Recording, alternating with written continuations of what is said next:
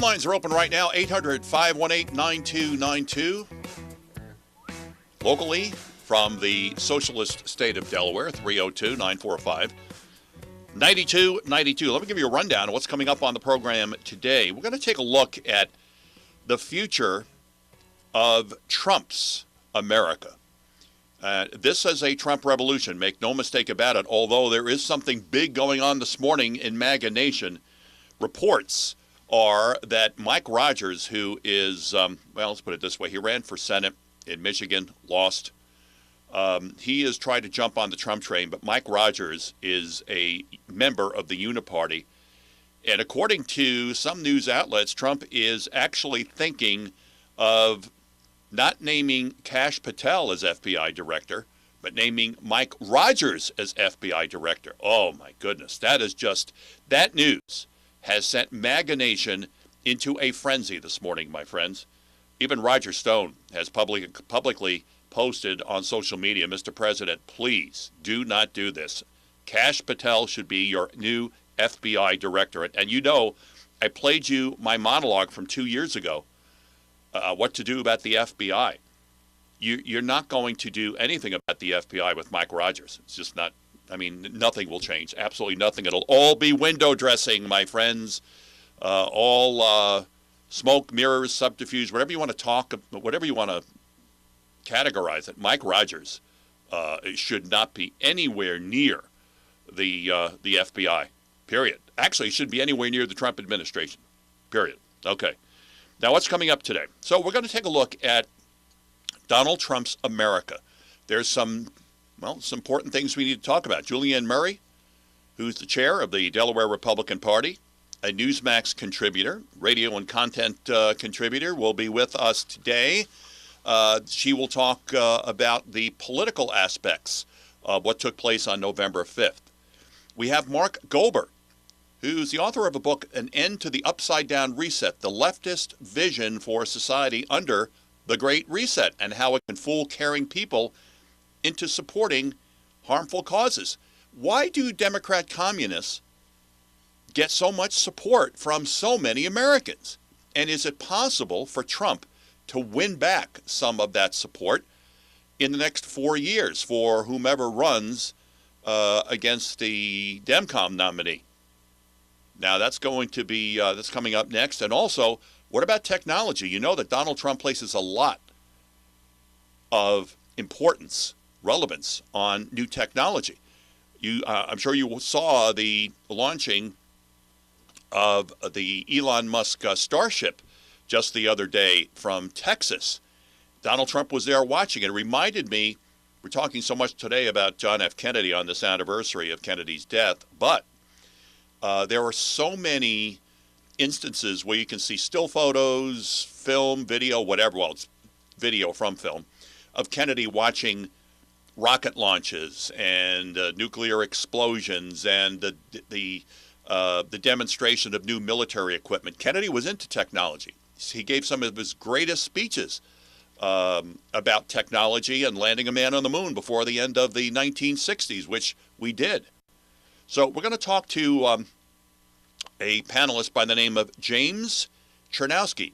James is going to talk about technology in the next 4 years in the new Trump administration. So it should be a very interesting discussion. First hour, what is the next 4 years going to look like?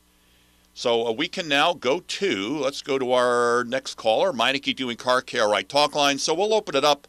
The only hour that we're accepting phone calls today, my friends. If you want to participate in the program, you'll sign on to realnewstalk.com and become a producer in the Dial community. Go ahead, you're on the air.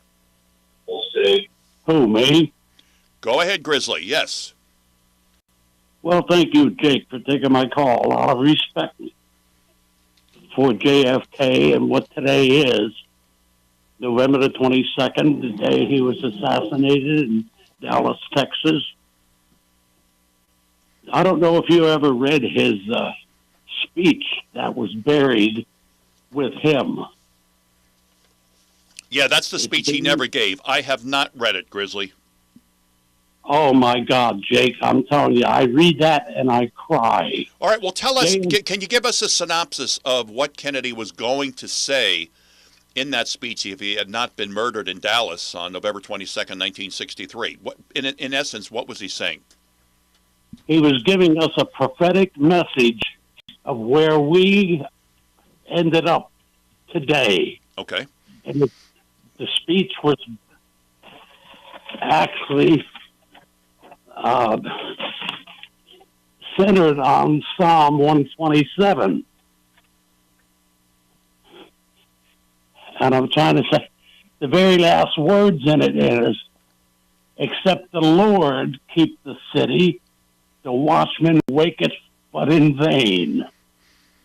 But it started with which would be for us today is important. We in this country, in this generation, us, are by destiny rather than choice the watchmen on the walls of the world of freedom. We ask, therefore, that we may be worthy of our power and responsibility. And I don't want to go in and read the whole thing, Jake, but it breaks my heart every time I read this thing. Well, Grizzly, I just pulled it up, and let me read a small portion from it right here. Kennedy was going to say, this link between leadership and learning is not only essential at the community level, it is even more indispensable in world affairs. Ignorance and misinformation can handicap the progress of a city or a company, but they can, if allowed to prevail in foreign policy, handicap this country's security.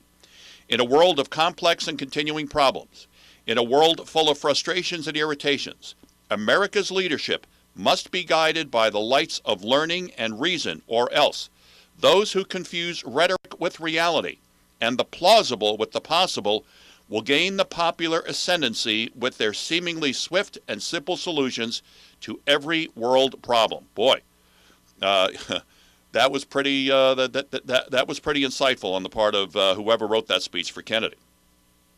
Well, it was, to me, when I read it, and I read it over and over again, it was like a prophetic message being given to us.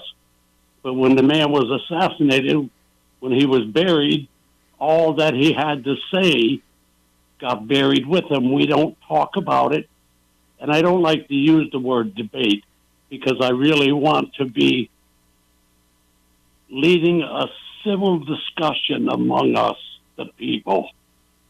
We must be able to get over the odorous ad hominem rhetoric and start learning our history. My God, I do not want the young people to do or live through what I lived through with that infamous toil called Vietnam. My God, it'll never leave.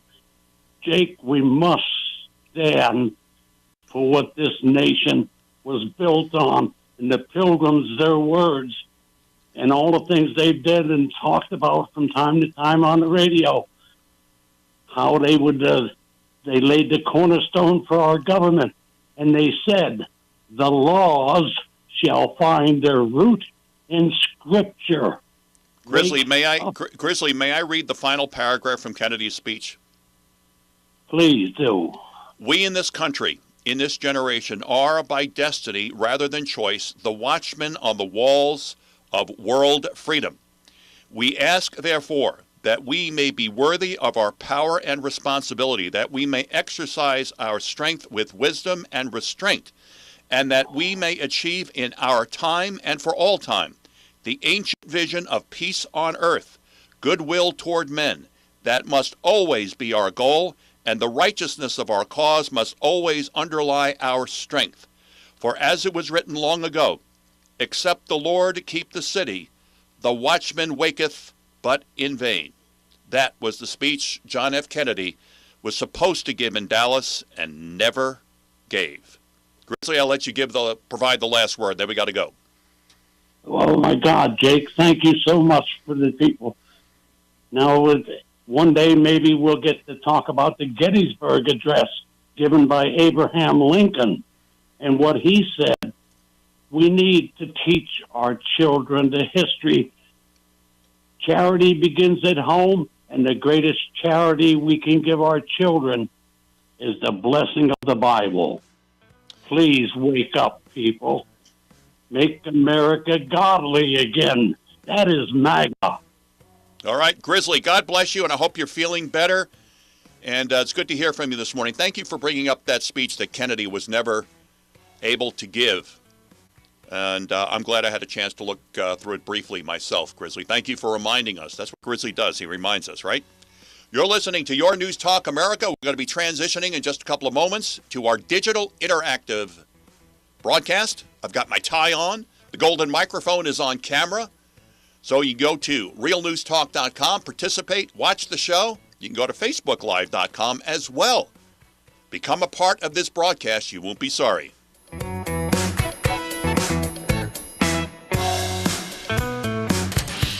92.7 WGMD Rehoboth Beach and 98.5 WUSX Seaford, the talk of Delmarva.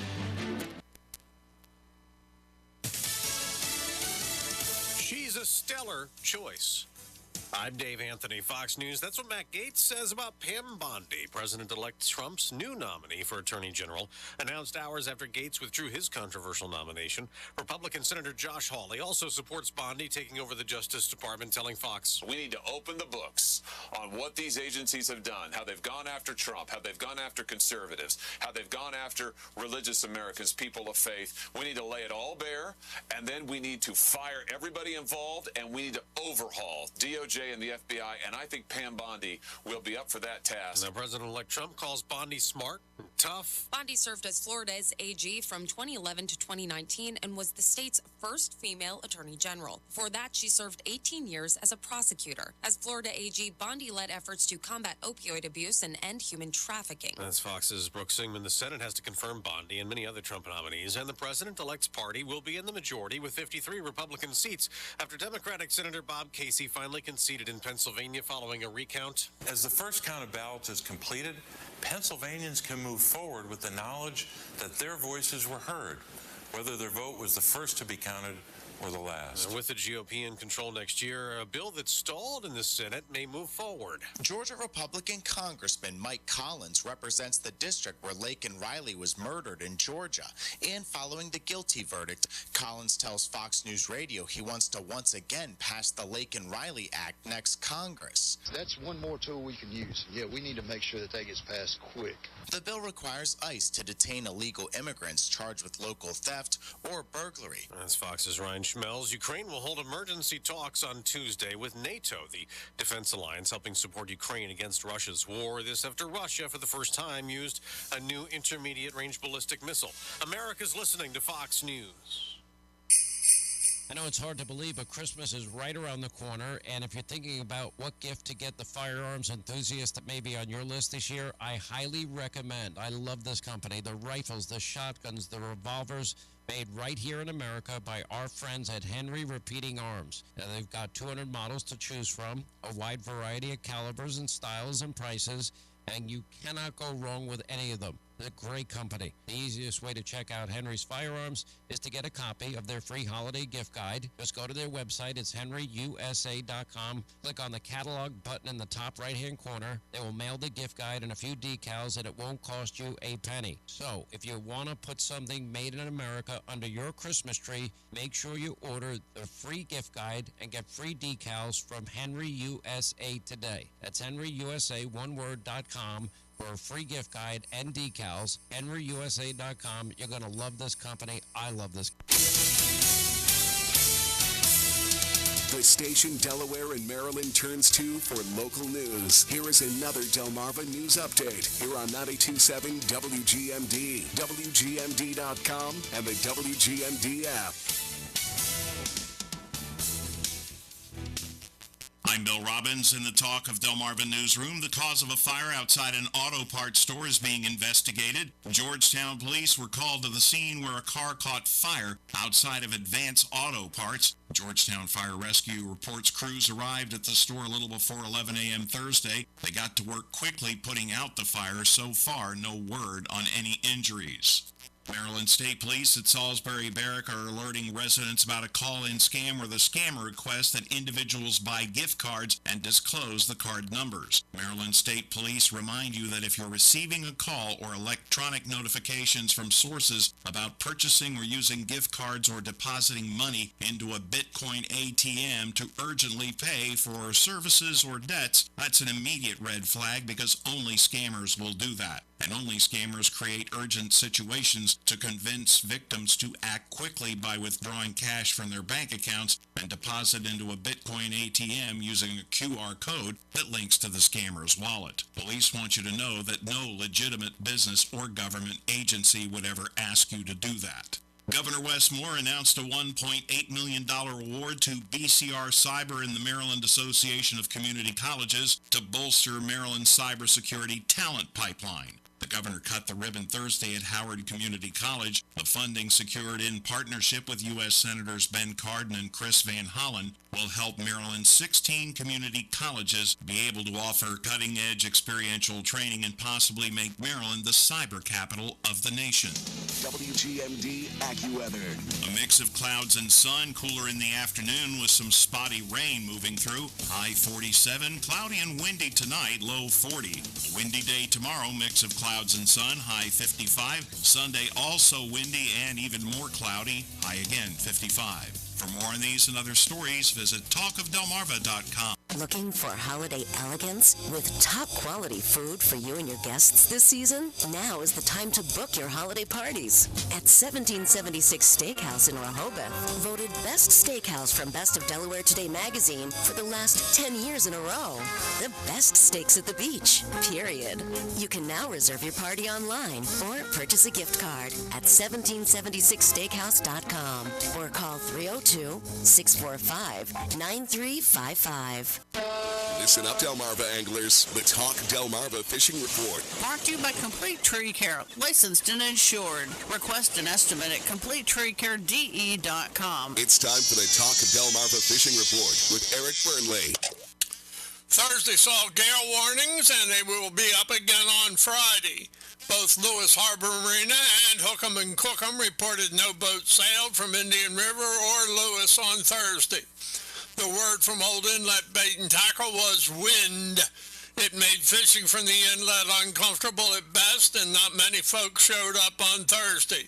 Those that did caught some on green crabs. When I called Rick's Bait and Tackle on Long Neck, I got a first-hand report from Bobby, who went on a bluefin tuna quest on Friday.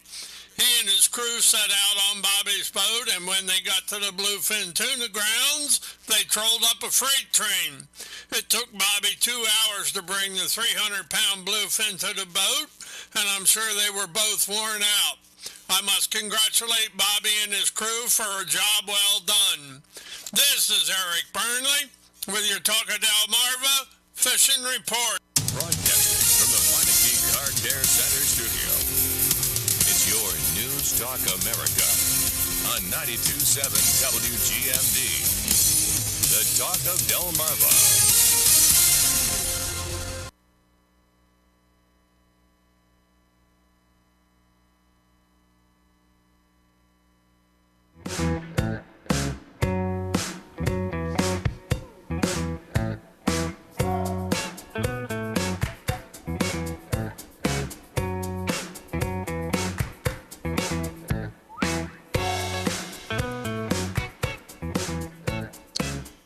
We are now, that is us, your News Talk America, digital, interactive on this Friday morning. And let me just see here, it's 7 minutes now past the hour. I'm Jake Smith, your anchorman.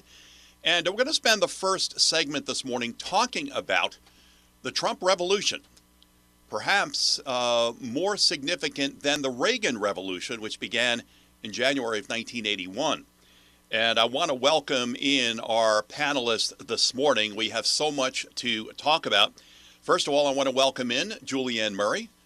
You probably have recognized by now Julianne Murray, the chair of the Delaware Republican Party.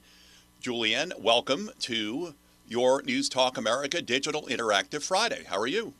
I am very well, and I would like you to notice I am wearing my Trump Hawaiian shirt. So we've got Trump, we've got 47. We're feeling good about DJT today. Julianne, let me introduce our next guest, and then we'll get to the first topic, and it's obviously topic on everyone's minds, the Attorney General's confirmation and where we stand with that this morning. But I want to welcome in our next panelist, and his name is Mark Gober. Mark authored a book, An End to the Upside Down Reset. How many of you have told me over the past several years the world is just upside down? Well, Mark wrote a book about it. The leftist vision for society under the Great Reset, and how it can fool caring people into supporting harmful causes. And perhaps that's why Kamala the commie, that's what I call her, had at least 40% of the popular vote in this country. Why don't people realize that what they're voting for? Also joining us is James Chernowski. James is AFP technology policy expert. And one of the things we talked a lot about in the first hour on our terrestrial radio part of the broadcast, that John F. Kennedy was very much into technology. I mean, he said we're going to the moon by the end of this, by the end of the 1960s, and we did. In 1969, we landed on the moon. So, not since John F. Kennedy have we had a president as interested in technology as Donald J. Trump. Just look at the place that Elon Musk has taken in the incoming Trump administration. I mean, Trump was in Texas for that Starship rocket launch just the other day. Kennedy was very much the same. So we'll talk about that this morning. Julianne, I've got to ask you, though, we were hoping that Matt Gaetz would not be Mike Flynned by the Uniparty, but in the end, he was. Your response to what happened to Matt Gaetz, and now we have Pam Bondi, and I'm not all upset. I think the Uniparty is going to live to regret paving the way for Pam Bondi as Attorney General for the United States. What say you? Well, I mean, I was excited when I heard that Matt Gaetz was the AG nominee, but at the same time, because of the such strong reaction and opposition to it, and everything that was going on, I looked at my husband and I said, I don't know, I feel like Trump's playing 4D chess. Yeah, he's playing chess when everybody else is playing checkers. That it wasn't necessarily ever about Matt Gaetz really becoming the AG.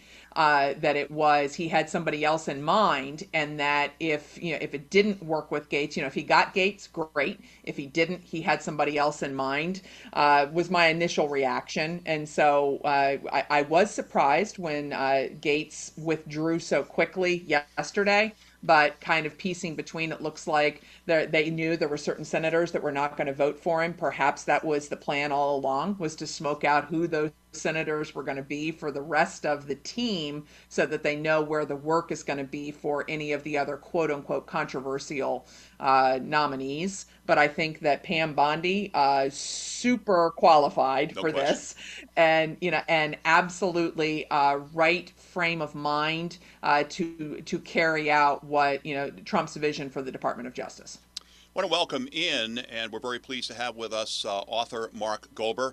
Mark, I can't tell you how many of my listening family has told me over the last several years that the world is just upside down. You wrote a book about it. How many of those who are low information voters who actually vote for, and I call them the Democrat communists because they have become the Communist Party in the United States. They're not ashamed of it. They promote it. How come so many people support those who have brought us to the point where everything just seems to be upside down, and now we're at the point where we got to rebuild our nation? What say you?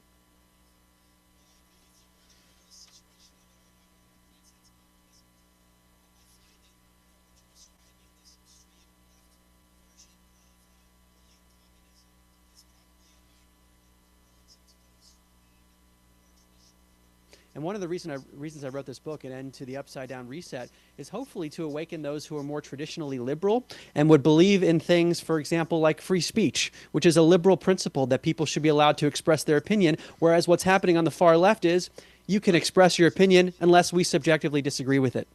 And we deem it hateful. So I think what I'm hoping to do, and I think many others in your program's one example, is to try to awaken people to what's actually happening and to be able to see this nuance. And I think it's starting to happen. Mark, your book is now in paperback, An End to the Upside Down Reset by Mark Gober, Gober. It's available on Amazon.com, by the way. You can order the book right now. But do you think it's possible, if President Trump's second term works out the way we hope it does, that so many of those who were lured into supporting, for all intents and purposes, Marxism, socialism, tyranny, that they will say, you know what, I was lied to? What do you think? Are there going to be enough of those who voted for Kamala just 2 weeks ago that will say, you know what, I've been lied to. I'm off the Democrat plantation now, and I'm going to vote for I'm going to vote for whomever is going to be the Republican nominee. If it's J.D. Vance, whomever it is. What do you think? My guess is there will be some of that, people who are objective and see that they were not told the truth by the mainstream media and the mainstream press, that those outlets were objectively wrong repeatedly. And I think there will still be some who have cognitive dissonance and for some reason are unable to see the reality because they have such strong belief systems. I've just come to the conclusion after the last several years that some people do not want to see the truth no matter what. Or, as one of our listeners, Joan from Milford, says, you can't fix stupid. Correct? Yes, unfortunately. But the irony here is that some of those individuals, I would say, are incredibly intellectually intelligent. And that's the paradox that I can't quite figure out. Well, they've been indoctrinated into, they've gone to institutions of higher learning and been indoctrinated into what is this myth that America can be a socialist society. You can be very happy that the government's going to control your life. I want to welcome in James Chernowski.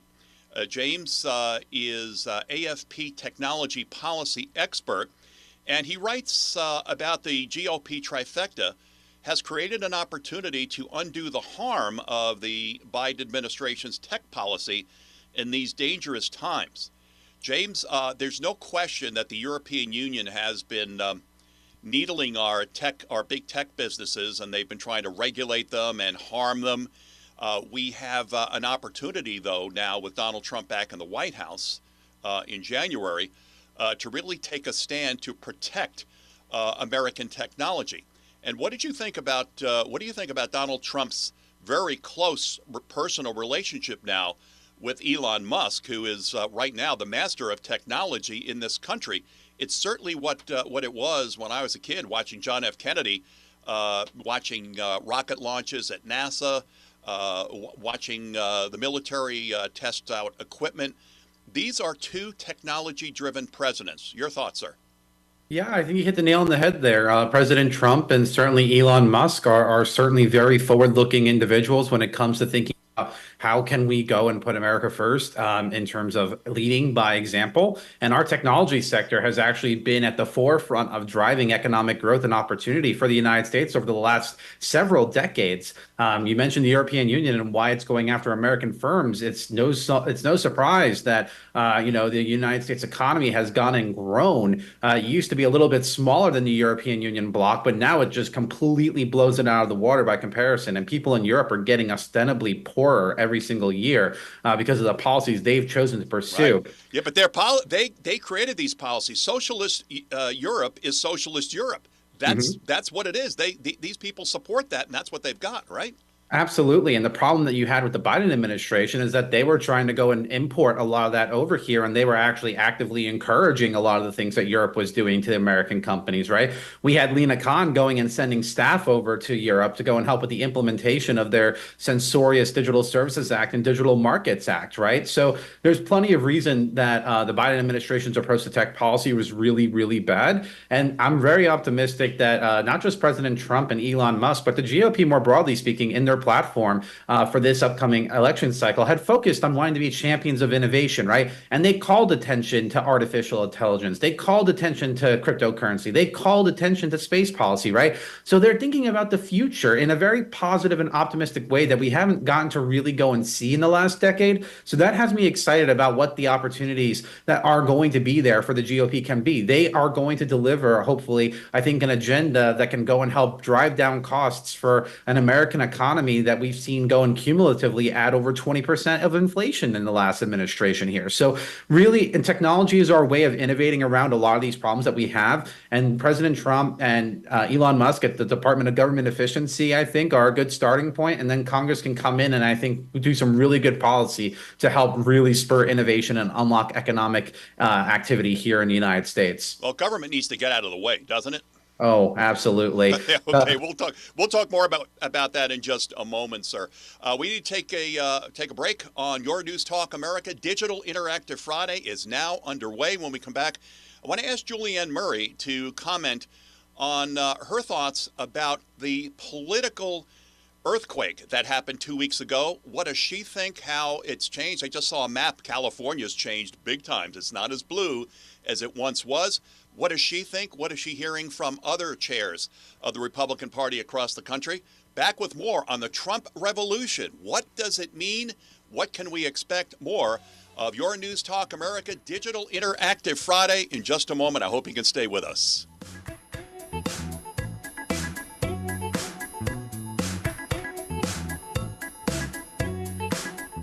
Here's a look at your Delmarva forecast. Isolated rain showers likely today. Otherwise, cloudy skies expected. High temperatures reach up to 46. Winds out of the west, 10 to 20 miles per hour. Cloudy skies expected again tonight. Chance for isolated rain showers. Lows level off around 38. High temperatures reach up to 53 tomorrow. Sunshine mixed with clouds at times. I'm meteorologist Paul Trombley from the Talk of Delmarva Weather Center along the coast. Currently, it's 44 degrees. The Talk of Delmarva Radio Flea Market, Saturday morning at 10 on The Talk of Delmarva.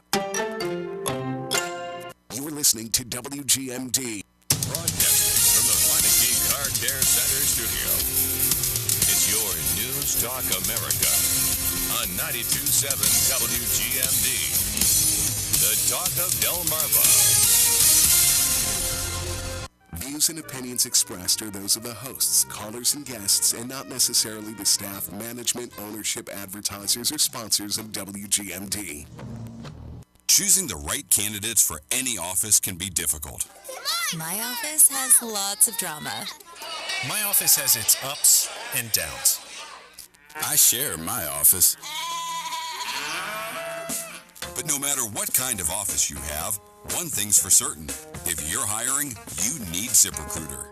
ZipRecruiter's powerful matching technology finds the most qualified candidates for your roles fast, and you can invite your top choices to apply.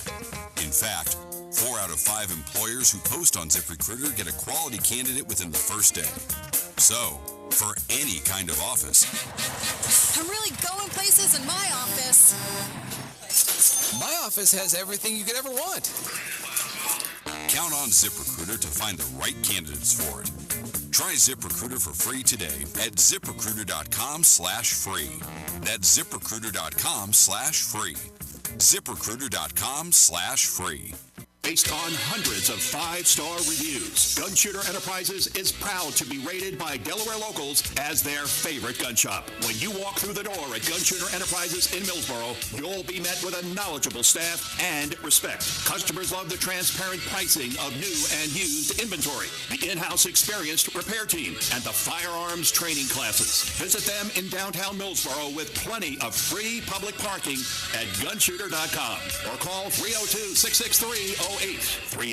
Worcester County has many event offerings this holiday season. Hi there, it's Mike Bradley on behalf of the Office of Worcester County Tourism, reminding you that you can kick off the season in Berlin on November 29th. Enjoy stunning ice sculptures sponsored by local businesses, a tree lighting at 6 p.m., live music, meet and greets with Santa, and late night shopping. Also, from November 29th through December 1st, it's the annual Holiday Shoppers Fair with over 120 vendors at the Rolling Pound Convention Center in Ocean City. For more information on these events and others, go to visitmarylandscoast.org.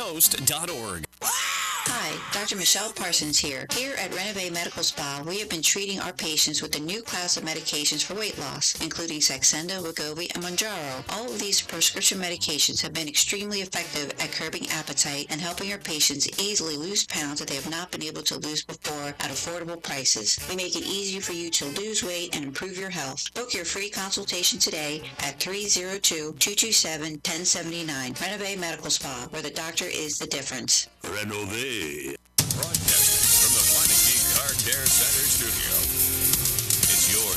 News Talk America on 92.7 WGMD.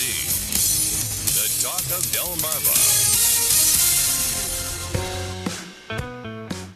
You're watching Your News Talk America Digital Interactive Friday. So glad you could be joining us today, whether it's at realnewstalk.com, I'm going to get that straight, or via Facebook Live. Now, let me ask Julianne Murray. Julianne, we had what is a political earthquake 2 weeks ago.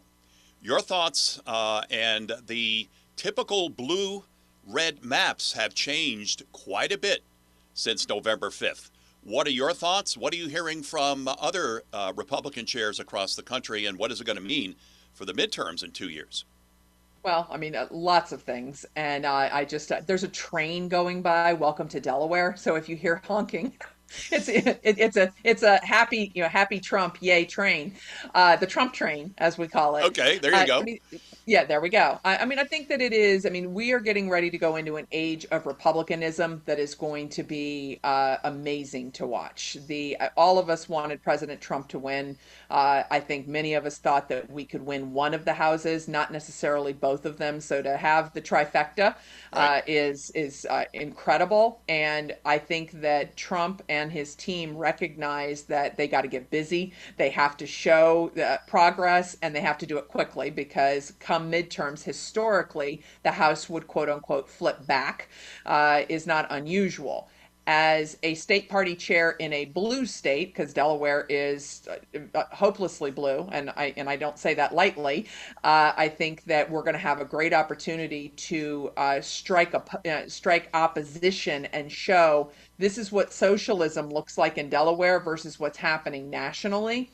And because I think there's going to be huge progress on the national side of things. And I think that just even as you see like sports, the NFL, soccer, basketball, everybody's doing the Trump dance. It's hilarious. Hugely different than 2016. And had Trump won in 2020, we would not see the revolution that we're seeing right now. But MAGA is in the pop culture right now. And so I heard a statistic yesterday. I think it's. Well, can I just stop you, Julianne? In 2016, they were dropping to a knee in the NFL. Now they're doing the Trump dance. Big difference.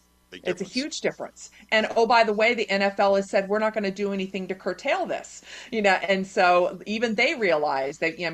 There's a shift. And I think the statistic I heard, I think, is 84% of counties went for Trump. Think about that. And when you look at the electoral map, we all saw it. The shift you referenced in California, absolutely huge inland in California around, from Los Angeles heading over toward Nevada.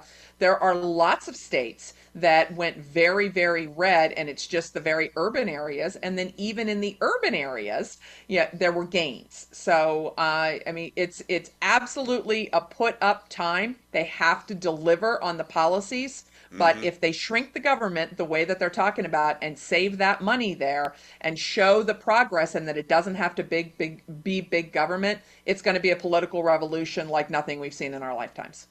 Let me get to some questions posted by our dial producers. This one is for Mark.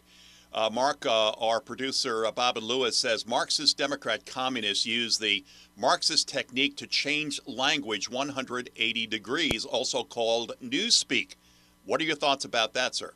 Yeah, absolutely. And we see this particularly within the philosophy of leftism, where compassion is heavily emphasized. So an act that might ultimately be not compassionate to some people is framed as compassionate. So those who value that so much will latch on to the positives, and they fail to see the ways in which they're actually not being compassionate. And we see these paradoxes and hypocrisy all over the place. Let me ask James. Bob posts a question for you. What about the Democrats running opposition? Because that's what they're very good at. They call it the Inflation Reduction Act, and it's nothing but green technology, which doesn't help anyone but communist China. What about the Democrats blocking the programs that Trump and the Republicans want to push forward to address increase and modernization of various technologies across the country? What do you think, James? Yeah, I mean, Democrats can certainly try to resist as much as they want, and they'll certainly block their fair share of legislation in the process of doing so. But Republicans will certainly leverage legislative tools like reconciliation and other items to pass certain measures. And then at the end of the day, Donald Trump is sitting in the White House. He has the executive agencies all at his disposal. So there are things that he will do through the executive branch to go and bring us along, whether Democrats like it or not. So they can try to resist as much as they want, but this boat is still going to keep moving in one direction. So I think for Democrats, it's in their best interest to try to figure out those little areas of agreement that they might have with Republicans on tech policy, because there are actually some areas there, I do think, and work with them to go and get something across the finish line. Again, I think it just doesn't make sense to just do resistance for the sake of resisting. James, one of our producers, Wolf, has a very good question for you. What is the optimum path to efficient federal funding of real science and elimination of junk science and general waste? And we're talking about the effect of injecting shrimp with certain vodka and gin. What do they have? What do they have more of a reaction to, or the sexual habits of frogs and things like that? What do you think about that aspect of how we waste money and don't really invest in real science? Is that a possibility in the next 4 years, James? If you ask Senator Rand Paul, I'm sure that he has plenty of yes, ideas. Definitely. Yes. Plenty of ideas to go and cut some funding for, the shrimp testing and things of that nature. But, yes. To the question, yes, I think that Congress has an opportunity when they're going through funding. They're going to go and allocate general R&D money towards the National Science Foundation and some of these other institutions within the government. But it's also within Congress's purview to go and articulate like how that money is going to be utilized from a research and development standpoint, to be like, hey, we want you to focus on artificial intelligence and we want you to focus on whatever, like where there are just, because the private sector's research and development is not the same kind of questions that they're trying to tackle, right? So the government can focus on the big picture stuff that the private sector just isn't necessarily as motivated to look into. And it's not going to be shrimp and stuff. It's going to be focusing on like the nuts and bolts of like what actually is going to go and advance this technology to actually maximize its potential for use cases that even the government can benefit from. For the first time since Reagan, in my opinion, Americans are excited about the future. I think you all agree. That's where we are this morning. We're excited for the first time in a long time about the future of the United States of America, not the United Socialist States of America. Julianne Murray, chair of the Delaware Republican Party. Julianne, thank you. We look forward to seeing you on your program tomorrow, Tipping the Scales of Justice. I want to thank you, Mark Gober. Remember, order Mark's book, An End to the Upside Down Reset. You can order the paperback version on Amazon right now. And James Chernowski, AFP Technology Policy Expert. Thank you, panel, so much. What a very interesting discussion this morning. Happy to be here. Thank you. Thanks. You're watching Your News Talk America. John Tabacco and John Glasgow from Newsmax join us next.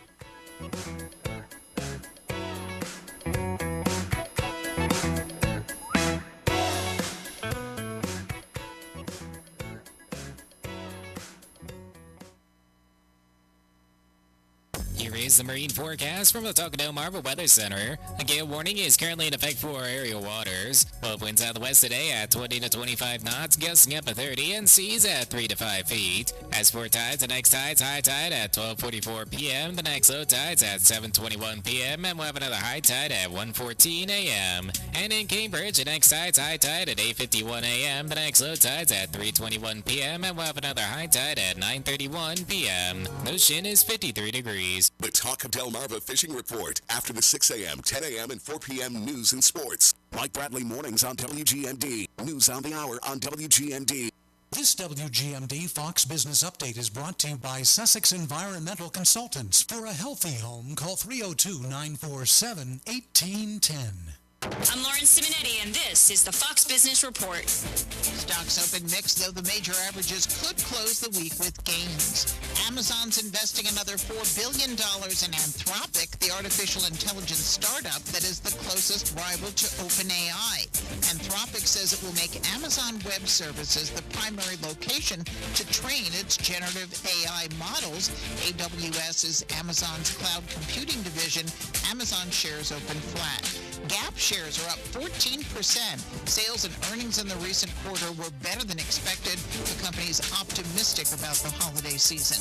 McDonald's shares opened up a fraction and will launch a new discount menu line called McValue starting January 7th, in addition to the $5 value meal. That's your Fox Business Report. I'm Ginny Cosola. Invested in you. Hey, Donald Trump Jr. here. Central banks are buying gold at record amounts, and the trend is accelerating in 2024. They see the writing on the wall. The dollar is failing. Is gold the answer for you too? To find out, get a free info kit from Birch Gold Group by texting the word SHELTER to 989898. That's SHELTER to the number 989898 to get your free info kit from Birch Gold, the only gold company I trust, right now. Message and data rates may apply.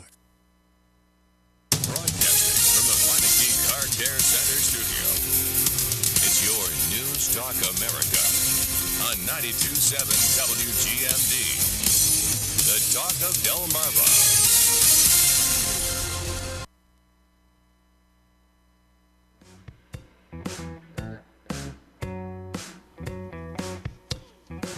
Your News Talk America, digital, interactive, and loving it. I just love this new format. I love being involved with it and planning, and it's really given this old, balding broadcaster, and I am losing my hair, you can see on camera, it's given me really a breath of fresh air to wrap my head around and work on every week, and I'm enjoying it. I hope you are too, the new format. And I was looking something up during the break, and we were talking in the first segment about John F. Kennedy's last speech. And his last speech that was written, he never gave. He was obviously assassinated in Dallas, Texas, November 22nd, 1963. However, I'm saying to myself, you know, with AI now, artificial intelligence, I wonder if someone put Kennedy's voice to that speech. So that speech actually was given by Kennedy. Sure enough, there was one of the British newspapers did it a couple of years ago. It's online now. You can actually go and listen to John F. Kennedy's last speech, which he never gave because he was murdered in Dallas on November 22nd, 1963. You can actually go and listen to that speech with Kennedy's voice. I listened to a couple of minutes of it, and it was eerie, creepy. Wow. I want to thank our producers for signing on, logging on to realnewstalk.com and participating this morning.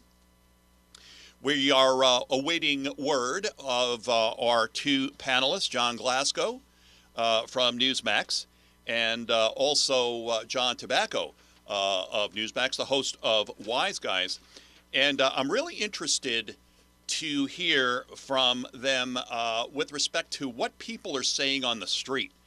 And they spend a lot of time talking to people on the street. And just a couple of days ago, back on Tuesday, John Glasgow was downtown at the courthouse in New York, where once again Alvin Bragg and Judge Merchant kicked the can down the road on this ridiculous hush money case.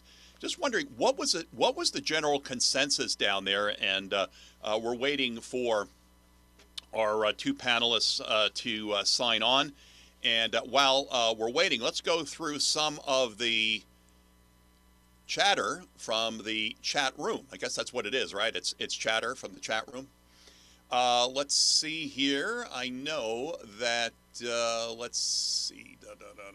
Give me a moment here. Boy, there's so many messages in here. Okay. Our producer, Wolf, who had a great question, says the solution to Demcom Newspeak is TrueSpeak, exposure of verbal fallacies and accurate definition of terms, occasionally coining new terms if existing terms are inadequate. Okay, thank you, producer Wolf. We appreciate that.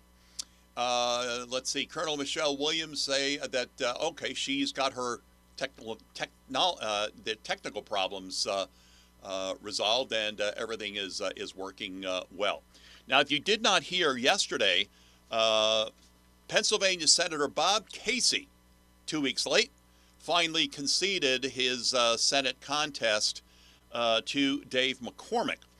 And we're going to be joined by Jeffrey Lord in the next hour. It's coming up after the news break at 11 Eastern Time. And this was a long time coming, but Bob Casey, part of the big Casey political machine in Pennsylvania, is going home in January. No, he's not going back to the Senate. Dave McCormick is going to the United States Senate. And McCormick's first order of business, he says, is to sponsor legislation in the Senate for mandatory federal voter ID. Now, will that mean a federal voter ID card that you'll get like a passport, something like that? Clearly, something has to be done.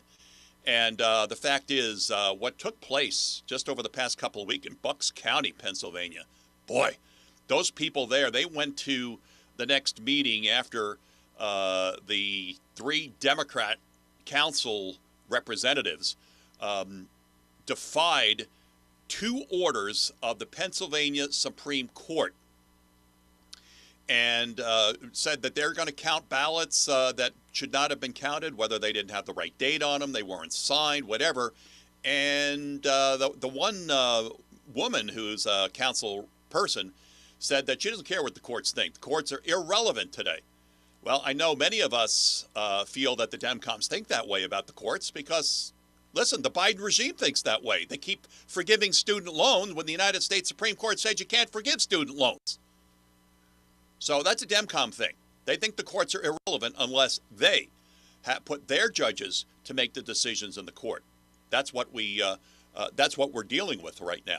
So let's see here. And this is how a radio show works. I'm getting a text. Okay.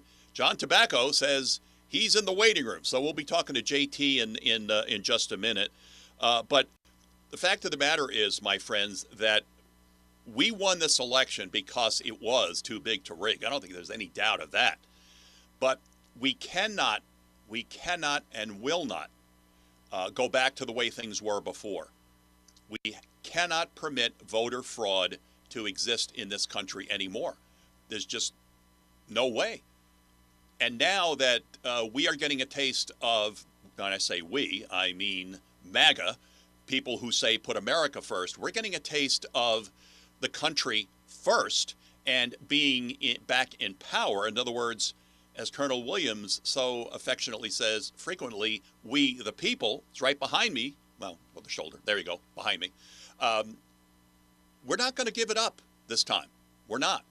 And the Demcoms are going to try to steal every possible election that they can in the future because their relevancy in this country is fading. Their propagandists and Marxist state media are slowly disappearing. MSNBC on the way out. Done. Finished. Comcast is going to spin them off, change the name. Rachel Madcow, who held up that piece of paper a few years ago and said, I've got Trump's taxes. She was lying. She took a $5 million pay cut yesterday. You know what that means? They want her to leave. But we did it. We canceled the maggots in Marxist state media. And now they've lost their viewership. They had no credibility. Whatever credibility they had with those who follow them, they don't even have that anymore. We did it. And we have to make sure that we do not relinquish control of this nation back to them. We need a federal voter ID system. Now, I see that John Tobacco is going to be punched up here in just a second. Until he does, let's see what... all right, let's take a quick break. John is in the green room right now, getting ready, and when he is ready, we will talk to him on your News Talk America, Digital Interactive, and oh, you know what? Here's John. John is oh, look at you, Miss. I'm used to seeing you, John, wearing that Trump sport coat. John looks very businesslike today. How are you, my friend? I'm doing okay. Hold on, let me try to give me a little better shot going here. Okay, good. Oh, looks good. No, you look fine, John. You know, John, before we get into talking about some real stuff, I saw yesterday that Chuck Scarborough, the longtime anchor at WNBC TV in New York, announced his retirement. He started at Channel 4 in New York in 1973. And I have to say, Chuck Scarborough was the typical quintessential anchor, never put his opinions in any of his stories. And he's going to be missed because there aren't many anchors anymore like Chuck Scarborough around, right? Well, certainly the polar opposite of that other Joe Scarborough. Morning schmo. Yeah, Morning I schmo. called. I know the talk of Delmarva and WGMD are PG rated, but I call it Morning J/O, if you know what I mean. Yes, and then there at have other times I refer to it as Morning Mika because she's really in charge. Can you shut his audio? Okay. Did you see what Megyn Kelly did yesterday? She mocked Mika Brzezinski's Vanity Fair cover that she did a few years ago. I don't know. Take a look at it, John. You'll laugh hysterically. I haven't seen that, but if you think about it, if Mika Brzezinski had a Vanity Fair cover and Melania Trump didn't, that's right. We still got work to do in this country. You know what I mean? Because Melania should be on the cover of any magazine. And, Mika should be sitting there next to Joe trying to figure out why they lost 53% of their audience. Yeah, MSNBC, John, is on the way out. Newsmax is on the way up. Rachel Madcow. I've got Trump's taxes. Rachel Madcow took a $5 million pay cut yesterday. We did it. We canceled the propagandists and Marxist state media, and we should be patting ourselves on the back. They're on the run, John. Yeah, I don't know if you saw this clip that's floating around out there, Jake, but actually Louis Farrakhan was doing a podcast, right? Yeah. And he said Trump hates all the things we black men hate. The Department of Justice, the fake news. And Louis Farrakhan went into deep detail about how, the news has kind of, villainized, black men over the years. And he said, Trump was the first guy, and he's a white guy, to actually call out the news being fake. And he's calling out the Department of Justice as being unfair. And, when you hear Louis Farrakhan saying Trump's right that the fake news needs to be broken up, and Trump's right that the Department of Justice needs a complete overhaul. Not that I've ever agreed with or liked the, teachings and readings and rantings of Louis Farrakhan, but I was shocked to hear something which identified with my brain and sounded intellectually sound from Louis Farrakhan. But what you just said is on the money. The rats are scrambling for the exits now. Comcast is telling NBC, no. We the Joyless Reed, and Rachel Madcow, and morning. I call it Morning Mika sometimes too, because I think Mika's really wearing the pants in that thing. I always wanted to do a little satire on them that you would have think about like a South Park where you have Joe sitting on one side with like a blonde wig on, and Mika sitting on the other side with this poofed out hair and a suit and tie. You know what I mean? If they reverse their roles fashion wise, I think it would be a hilarious parody because a lot of times Mika just shuts Joe down. She just goes like, "Stop it," My ex-wife used to do that to me. That's why she's my ex-wife now. Yeah. Well, listen, if I started counting my ex-wives, we'd be here for an hour. But John, what did you think about Mika hits him like when you smack the dog on the nose with the newspaper, like get out of there. That's how Mika does it to Joe. But so, what did you think of the two of them going to Mar-a-Lago, having to genuflect in front of Trump and kiss his ring the other day? What do you think about that, John? I thought it was glorious. And Jake, we're faithful men. We're all in duty to Christ. So we don't, want to judge other people or think we're better than any other people. But, every so often that little red guy pops up on my one shoulder and says, boy, do I feel good about them eyes, and oh man, I might go to confession today for celebrating and gloating the fact that they had to come hat in hand back to Mar-a-Lago,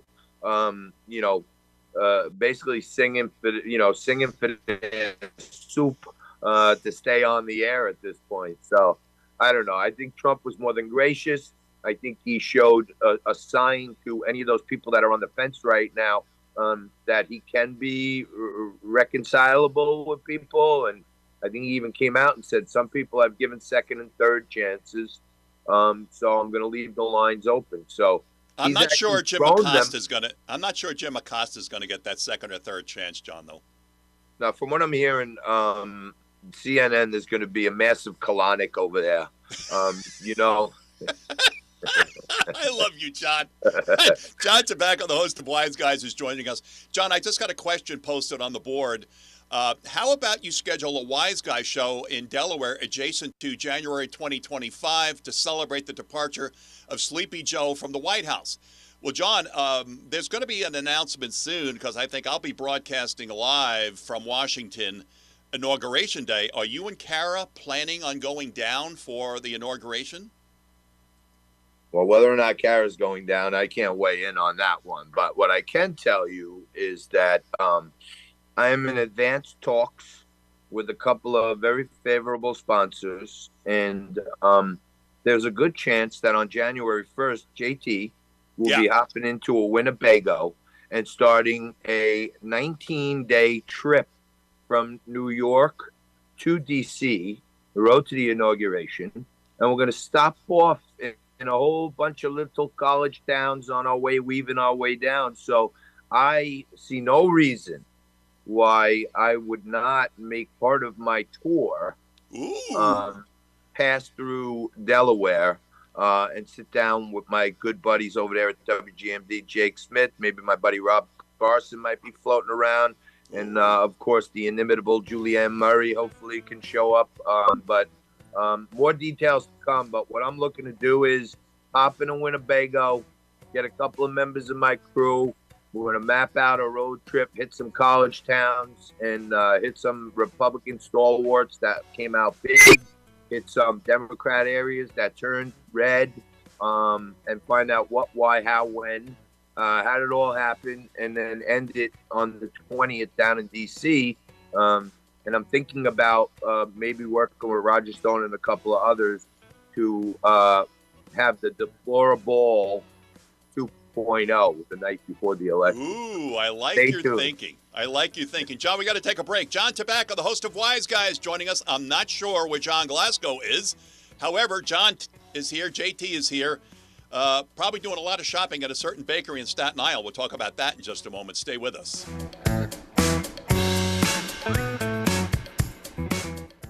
Here's a look at your Delmarva forecast. Isolated rain showers likely today. Otherwise, cloudy skies expected. High temperatures reach up to 46. Winds out of the west, 10 to 20 miles per hour. Cloudy skies expected again tonight. Chance for isolated rain showers. Lows level off around 38. High temperatures reach up to 53 tomorrow. Sunshine mixed with clouds at times. I'm meteorologist Paul Trombley from the Talk of Delmarva Weather Center along the coast. Currently, it's 44 degrees. The best mix of news, talk, and sports. 92.7 and 98.5. The Talk of Delmarva. Get the WGMD app online today. Jake Smith, mid-mornings on WGMD. Broadcasting from the Lincicome Car Care Center studio. It's your News Talk America on 92.7 WGMD. The Talk of Delmarva. Based on hundreds of 5-star reviews, Gun Shooter Enterprises is proud to be rated by Delaware locals as their favorite gun shop. When you walk through the door at Gun Shooter Enterprises in Millsboro, you'll be met with a knowledgeable staff and respect. Customers love the transparent pricing of new and used inventory, the in-house experienced repair team, and the firearms training classes. Visit them in downtown Millsboro with plenty of free public parking at gunshooter.com or call 302-663-0838. Tune in this Saturday from 8 to 9 a.m. for WGMD's Ask the Expert with Bill Schreider from In-N-Out Tire Pros. Call in with your questions about all things automotive during Ask the Expert this Saturday morning from 8 to 9. Try before you buy. Hi, I'm Chris Adams of Mattress Peddlers in Lewes, your local family-owned Serta mattress store. Visit our showroom to try out the best bed for you. Your decision on a mattress today ensures comfort for years to come. Feel the difference and decide. We have memory foam, hybrids, and adjustable bases. Take the time to stop by Mattress Peddlers in Lewes, open Monday through Saturday, 10 to 4 on Route 24 in Peddlers Village.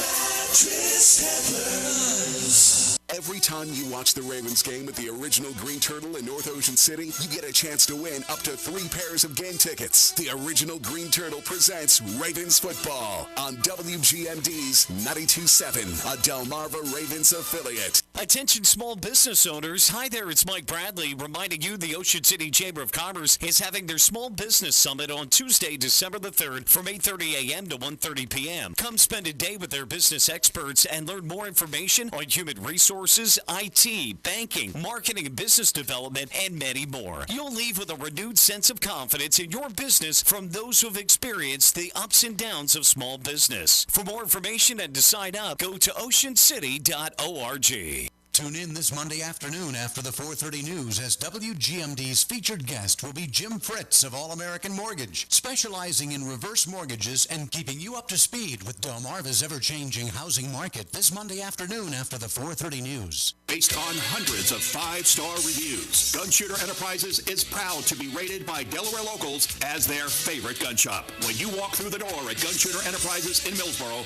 you'll be met with a knowledgeable staff and respect. Customers love the transparent pricing of new and used inventory, the in-house experienced repair team, and the firearms training classes. Visit them in downtown Millsboro with plenty of free public parking at gunshooter.com or call 302-663-0838. Broadcasting from the Panelists Car Care Center studio. It's your News Talk America on 92.7 WGMD. The Talk of Delmarva.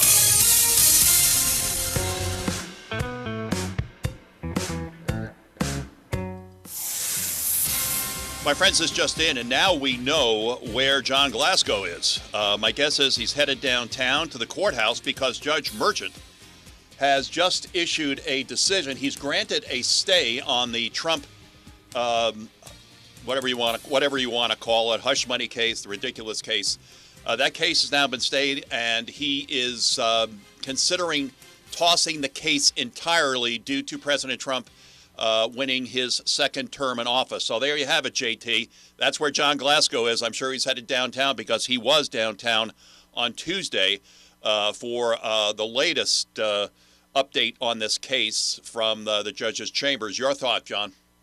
Well, listen, JG's our guy. He'd never stiff you and leave you hanging. He must have got sent down there for breaking news.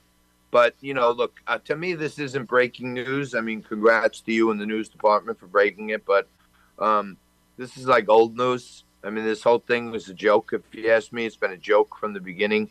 Even if it stayed and not dismissed, it gives Trump's team all they need to go into federal court and say, hey, this local prosecutor's trying to, manipulate their jurisdiction by basically harassing a federal candidate. This was election interference. This was if you ask me, this was a political persecution. And I think the stay gives Trump or Trump's law team, legal team, including Alina Habba, who's one of the best in the business, the right to go into federal court and say enough already. And I think, although I hate this guy, Mr. the Merchant of Death,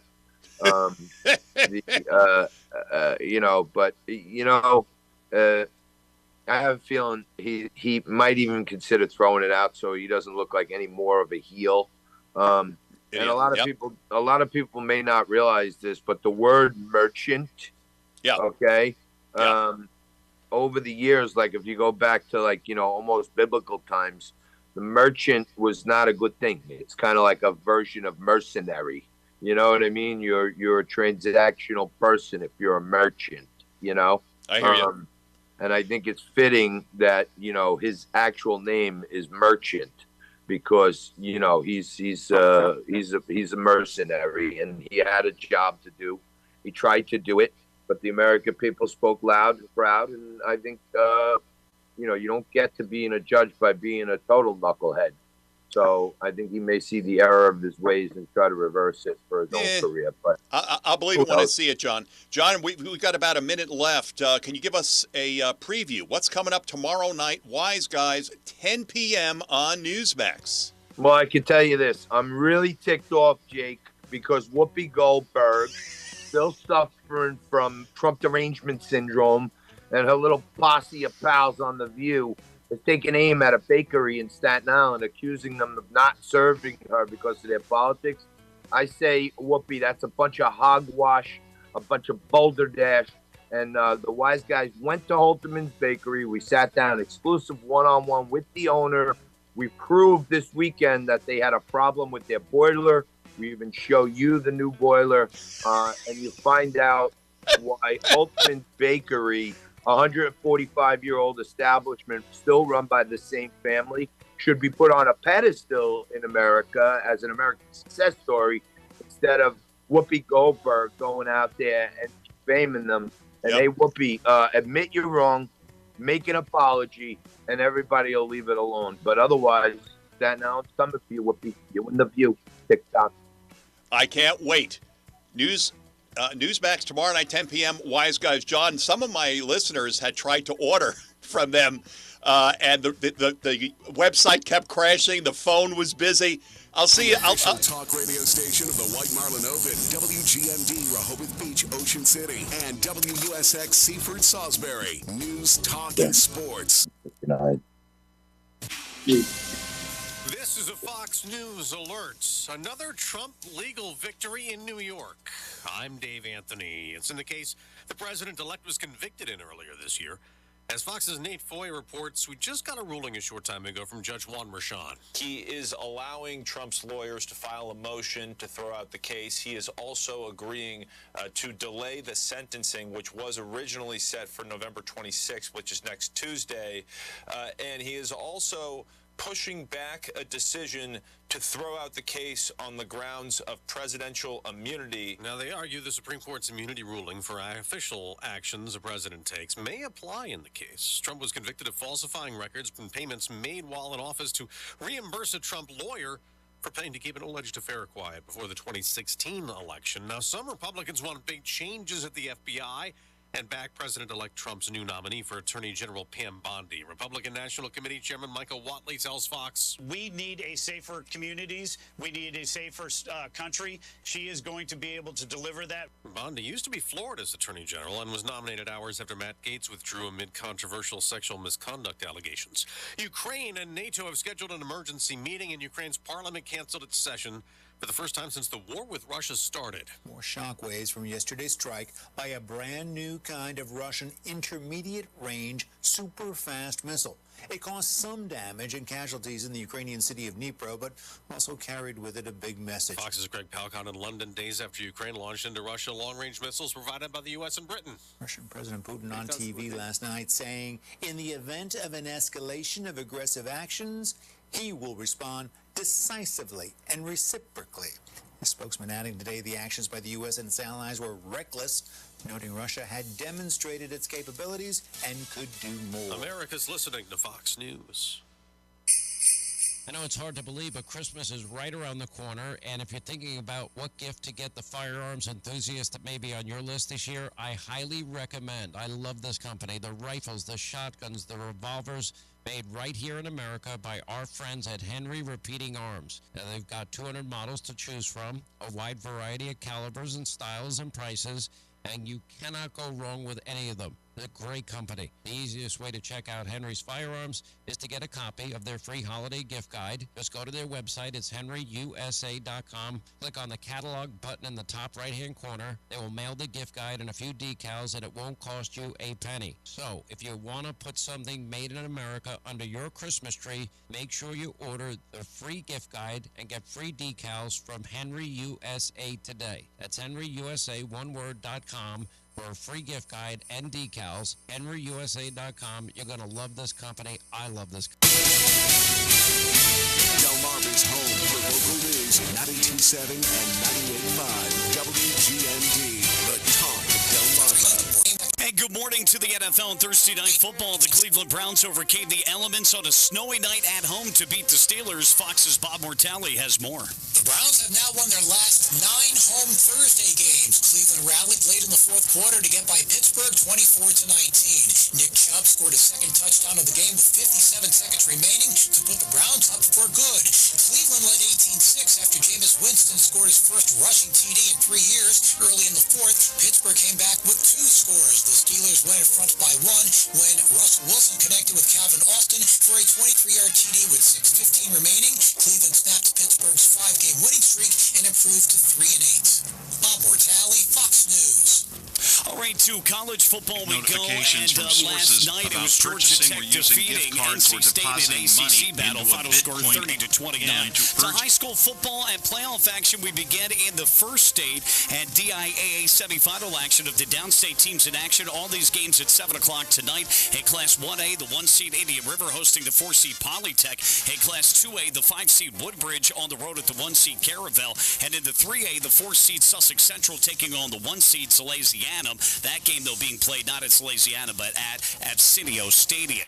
To Maryland playoff action and quarterfinal play of the Bayside Conference teams that are left in the playoffs in the 2A quarterfinals. All of these games at 6:30, by the way. The 1-seed Stephen Decatur hosting the 8-seed Walkersville. The 7-seed Easton on the road at the 2-seed Milford Mill. And in the 1A quarterfinals, the 1-seed Cambridge South Dorchester hosting the 8-seed Fort Hill. To Major League Baseball, Shohei Ohtani and Aaron Judge capturing unanimous MVP honors in the National League and American Leagues, respectively. No local NBA teams were in action last night. However, news out of Sixers camp that star Paul George has a bone bruise in his left knee. He'll miss at least 2 games. So tonight against the Nets, Sunday against his former team, the LA Clippers. Then he'll be reevaluated on Monday. Speaking of injuries out of the NHL, Capital star Alex Ovechkin expected to miss the next 4 to 6 weeks because of a fractured left fibula. So the injury pauses Ovechkin's pursuit of Wayne Gretzky's all-time NHL goals record. Right now, he sits just 26 goals shy of tying the record and 27 from taking the record himself. Last night on the ice, the Capitals fell to the Colorado Avalanche 2-1. The Islanders fell to the Detroit Red Wings 2-1. It was the Rangers falling on the road to the Calgary Flames. Final score in that one, 3-2. Mike Bradley, 92.7 and 98.5 WGMD Sports. Broadcasting from the Meineke Car Care Center studio. It's your News Talk America on 92.7 WGMD. The Talk of Delmarva.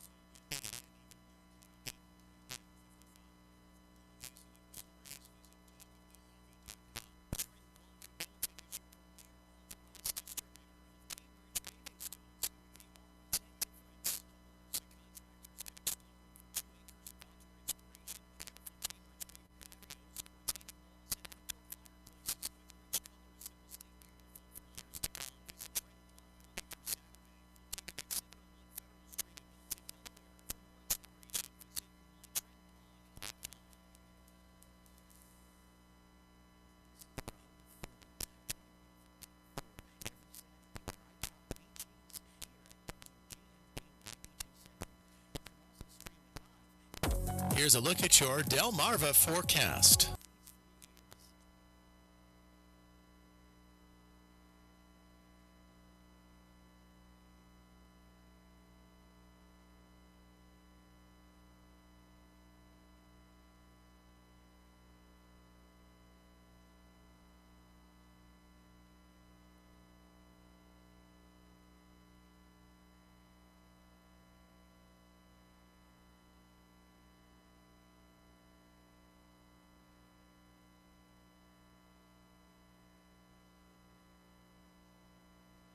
foodie. Join me this weekend and every weekend when WGMD, the talk of Delmarva, becomes the food of Delmarva from 2 until 4 on Saturday afternoons. I'll give you a behind-the-scenes peek at the food industry professionals who keep Delmarva eating. I'm right here on WGMD 92.7 FM, or you can listen from anywhere on your phone or computer at WGMD.com. Either way, it's a feast for the ears.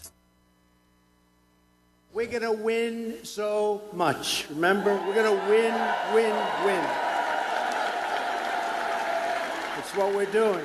They're going to come into Washington and say, Mr. President, please, we're winning too much. The people of Minnesota cannot stand winning so much. Please, can we take it easy? And I said, no, we're going to keep winning, winning, winning.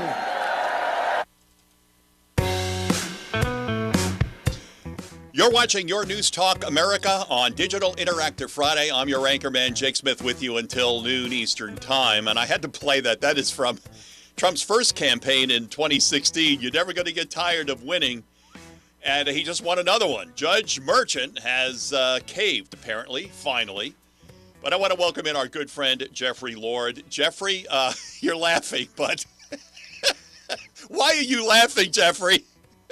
You can't make it up. No, you cannot make it up. Oh, my gosh. Unbelievable, Jeffrey. We have some interesting news items here, and I just wanted to welcome in our good friend Jeffrey Lord, former advisor to President Ronald Reagan, associate editor of the American Spectator, frequent contributor to Newsmax. And you know, Jake, the only one I know who's losing is the turkey who's frozen in my freezer. I just bought mine yesterday, so I would agree with you there, Jeffrey. He's also the host of the Word of the Lord podcast. Jeffrey, it's been a very interesting week so far. Let's start with your state of Pennsylvania. The Casey monarchy has finally come to an end. Yes, it has. I mean, this was a pretty amazing Senate race. I've been in my fair share of them when I worked for Senator John Hines in the long ago and far away, and been around others since I was in high school, literally, and worked on the campaign of then Congressman Richard Schweiker, who was running against the Democratic Senator Joe Clark, former mayor of Philadelphia. And Schweiker won, pulled it out, and went on to serve several terms in the Senate, was almost Vice President. Ronald Reagan in the losing convention bid in 1976, picked him to be his running mate, and they didn't make it over the top that time. So he went on to serve in Reagan's cabinet. Yep, I remember that. Go ahead. These races can be very competitive here, and particularly in the case of Senator Casey, he is the namesake son of Governor Robert P. Casey, who was an extremely popular Democrat and, interestingly, pro-life.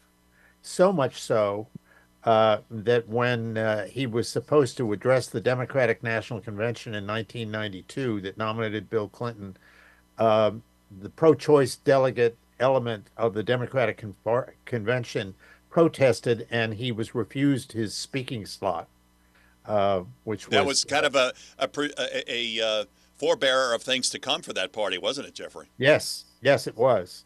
And what I found particularly interesting is that Senator Casey was attacking his Republican opponent, Dave McCormick. There was an ad being run where McCormick was saying that he was pro-life, and this was supposed to be a bad thing. And I thought, wow, somewhere Governor Casey is shaking his head at what's become of his son. So after a few days here added on to Election Day, Senator Casey has finally conceded, and Dave McCormick will be the new Republican senator from Pennsylvania. Jeffrey, I have a question uploaded to our dial board for you.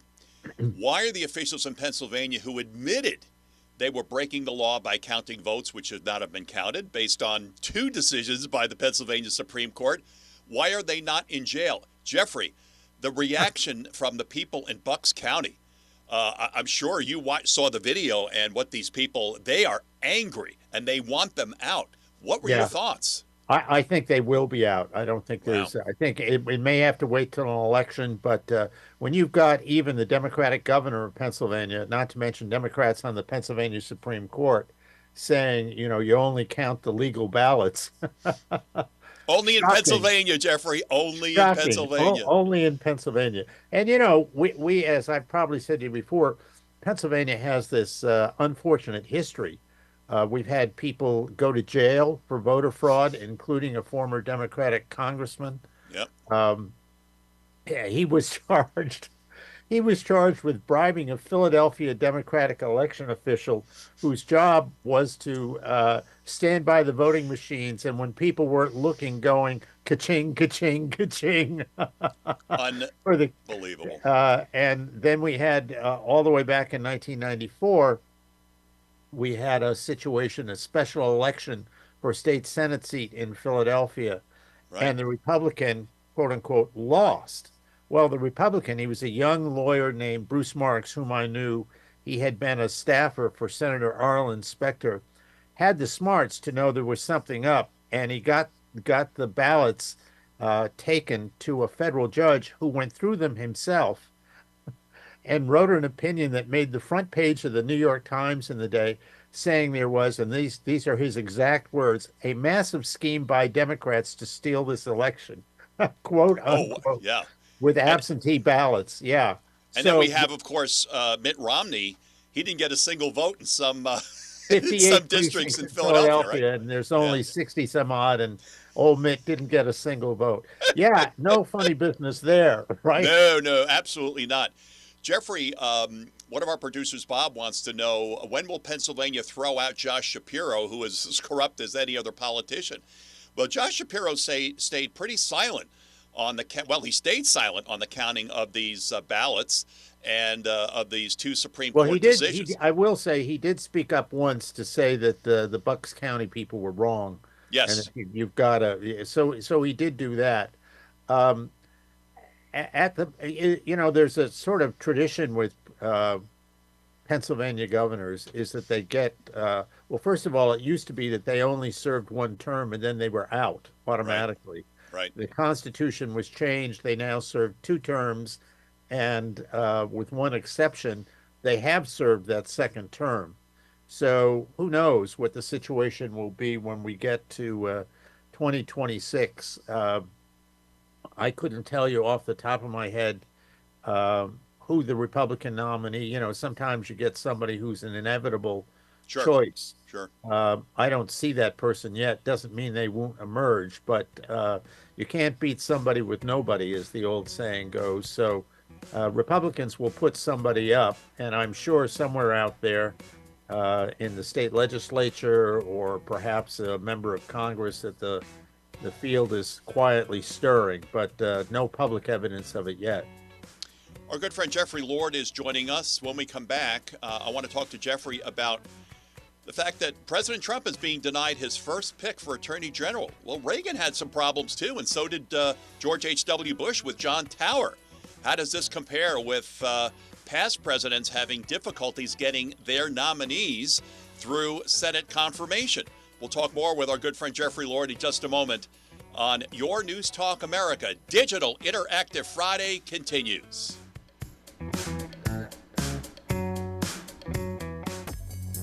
Here's a look at your Delmarva forecast. Isolated rain showers likely this afternoon. Otherwise, cloudy skies expected. Daytime highs approaching 46. Winds out the west, 10 to 20 miles per hour.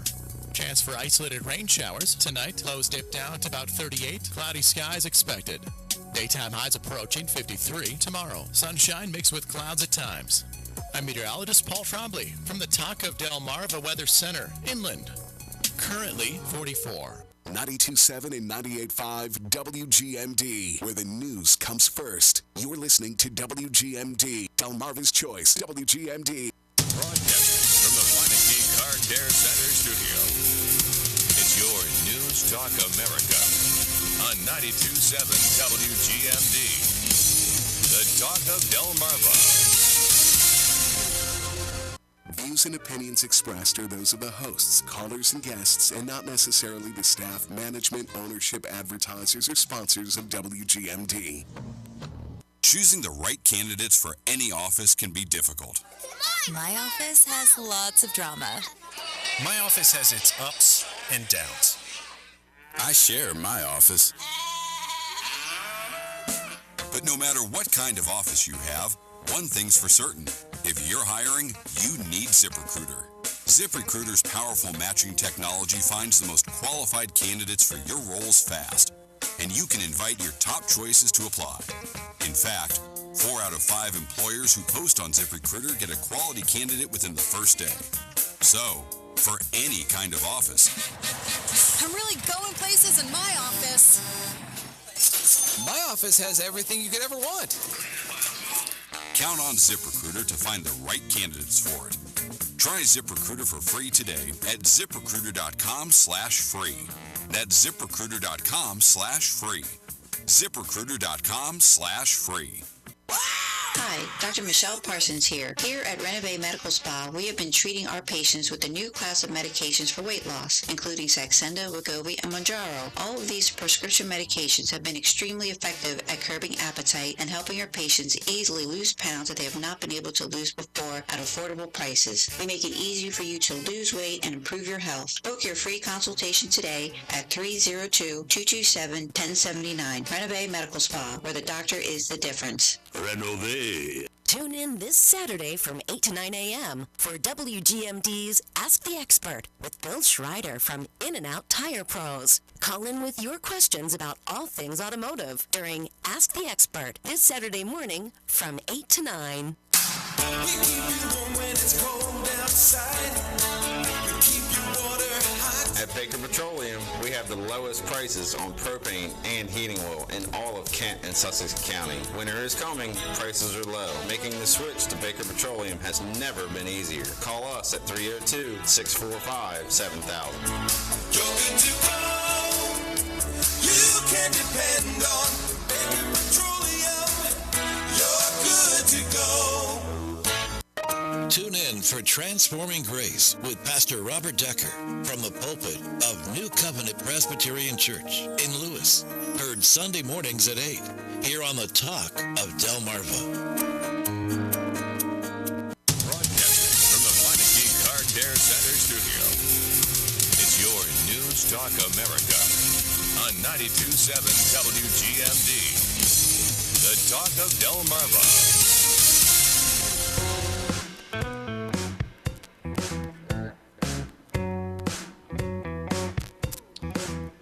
You're watching Your News Talk America, realnewstalk.com and facebooklive.com. We're streaming as well. Our good friend Jeffrey Lord is with us.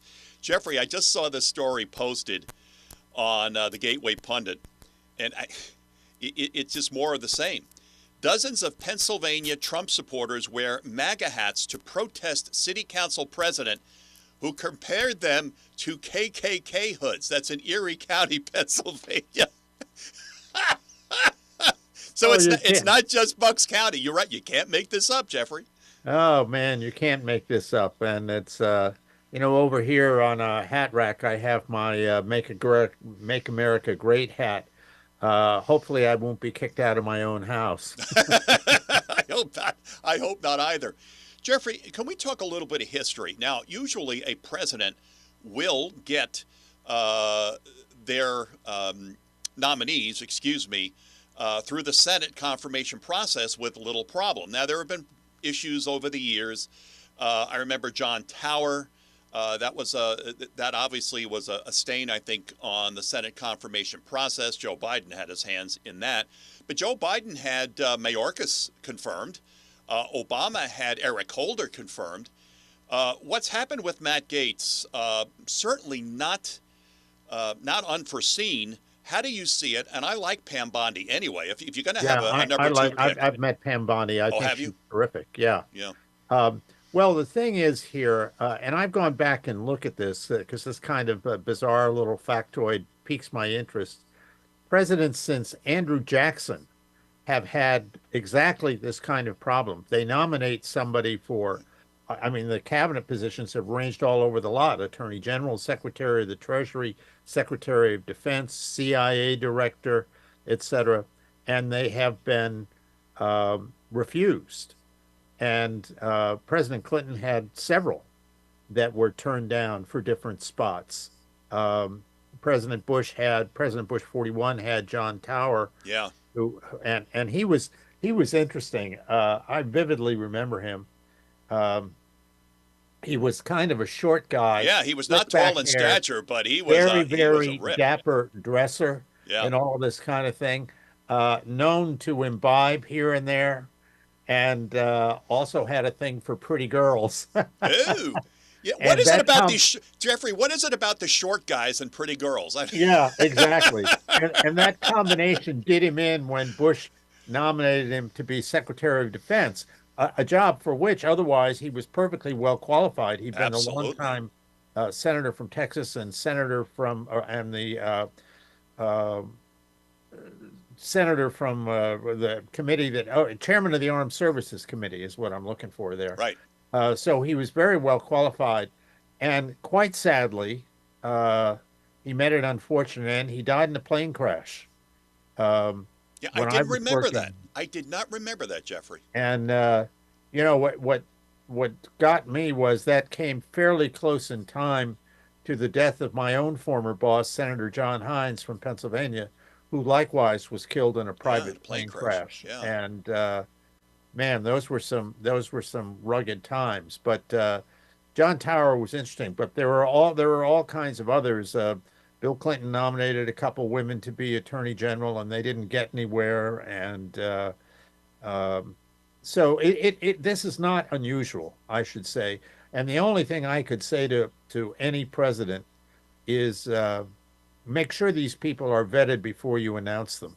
Yeah, I mean, Pete Hegseth, they clearly did not know about that money paid to that woman who was claiming that I'm part of the Me Too movement. The police wouldn't even investigate it. However, I think the Trump transition team was taken by surprise by that, and that's not a good thing, right? Yeah, it sounds that way to me. And again, I know Pete Hegseth, and I think he's perfectly well qualified for this job.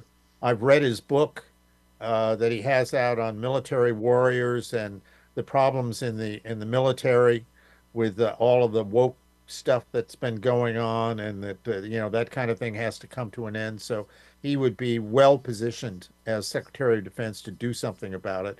And I think when all is said and done, he's probably going to pull through this. It sounds to me, just from reading the headlines, that the Republican senators are going to rally to him. So that's good. A question posted for you, Jeffrey. Is there any chance of a comprehensive federal investigation of election fraud on a state-by-state basis? I would say there probably is a good chance of that.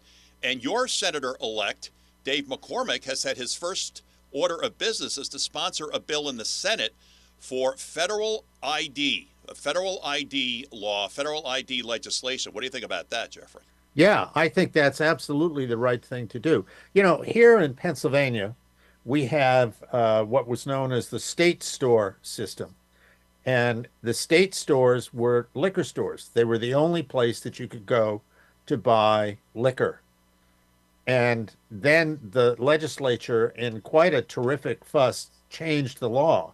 So you can now go, in my case, to the local giant grocery store, and they have a section that sells, wine and hard liquor and all that kind of thing.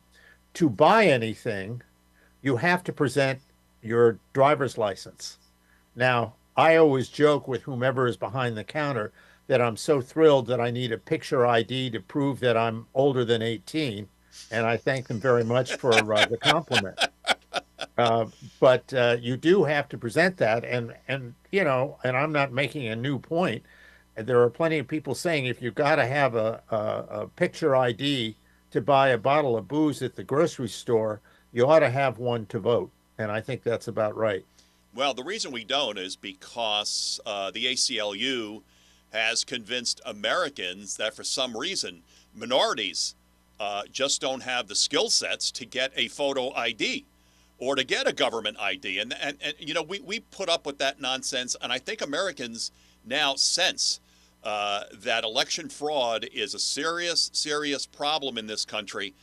And the only reason we won this election is because it was too big to rig, right, Jeffrey? Right. We were You got to give credit to Michael Watley at the chair of the RNC and Lawrence Tabus, who was our Pennsylvania State Republican chairman here. They were on the ball here, watching for election security and all that kind of thing. And it just it always amazes me in terms of that argument that minorities would have a hard time. Well, I can guarantee you, without knowing the exact numbers, that there are a whole boatload of minorities in Pennsylvania who know how to drive a car and have a license to do it. Right. And they're not being discriminated against because they have to get a license. So to present that license to vote shouldn't be too much of a problem.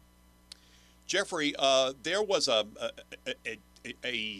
outrage among MAGA Nation this morning when a story was posted that Mike Rogers, who, as you know, ran for Senate in Michigan, was going to be named by President Trump as FBI director, and Kash Patel was going to be assistant FBI director. Well, MAGA Nation went nuts, and the Trump transition team had to just apparently issue a statement. One of my producers said that they assured MAGA Nation that Rogers is not being considered because he is somewhat of a swamp creature, we have to understand. What are your thoughts about that? And is that really trying to disrupt the Trump transition when stuff like this gets out, do you think?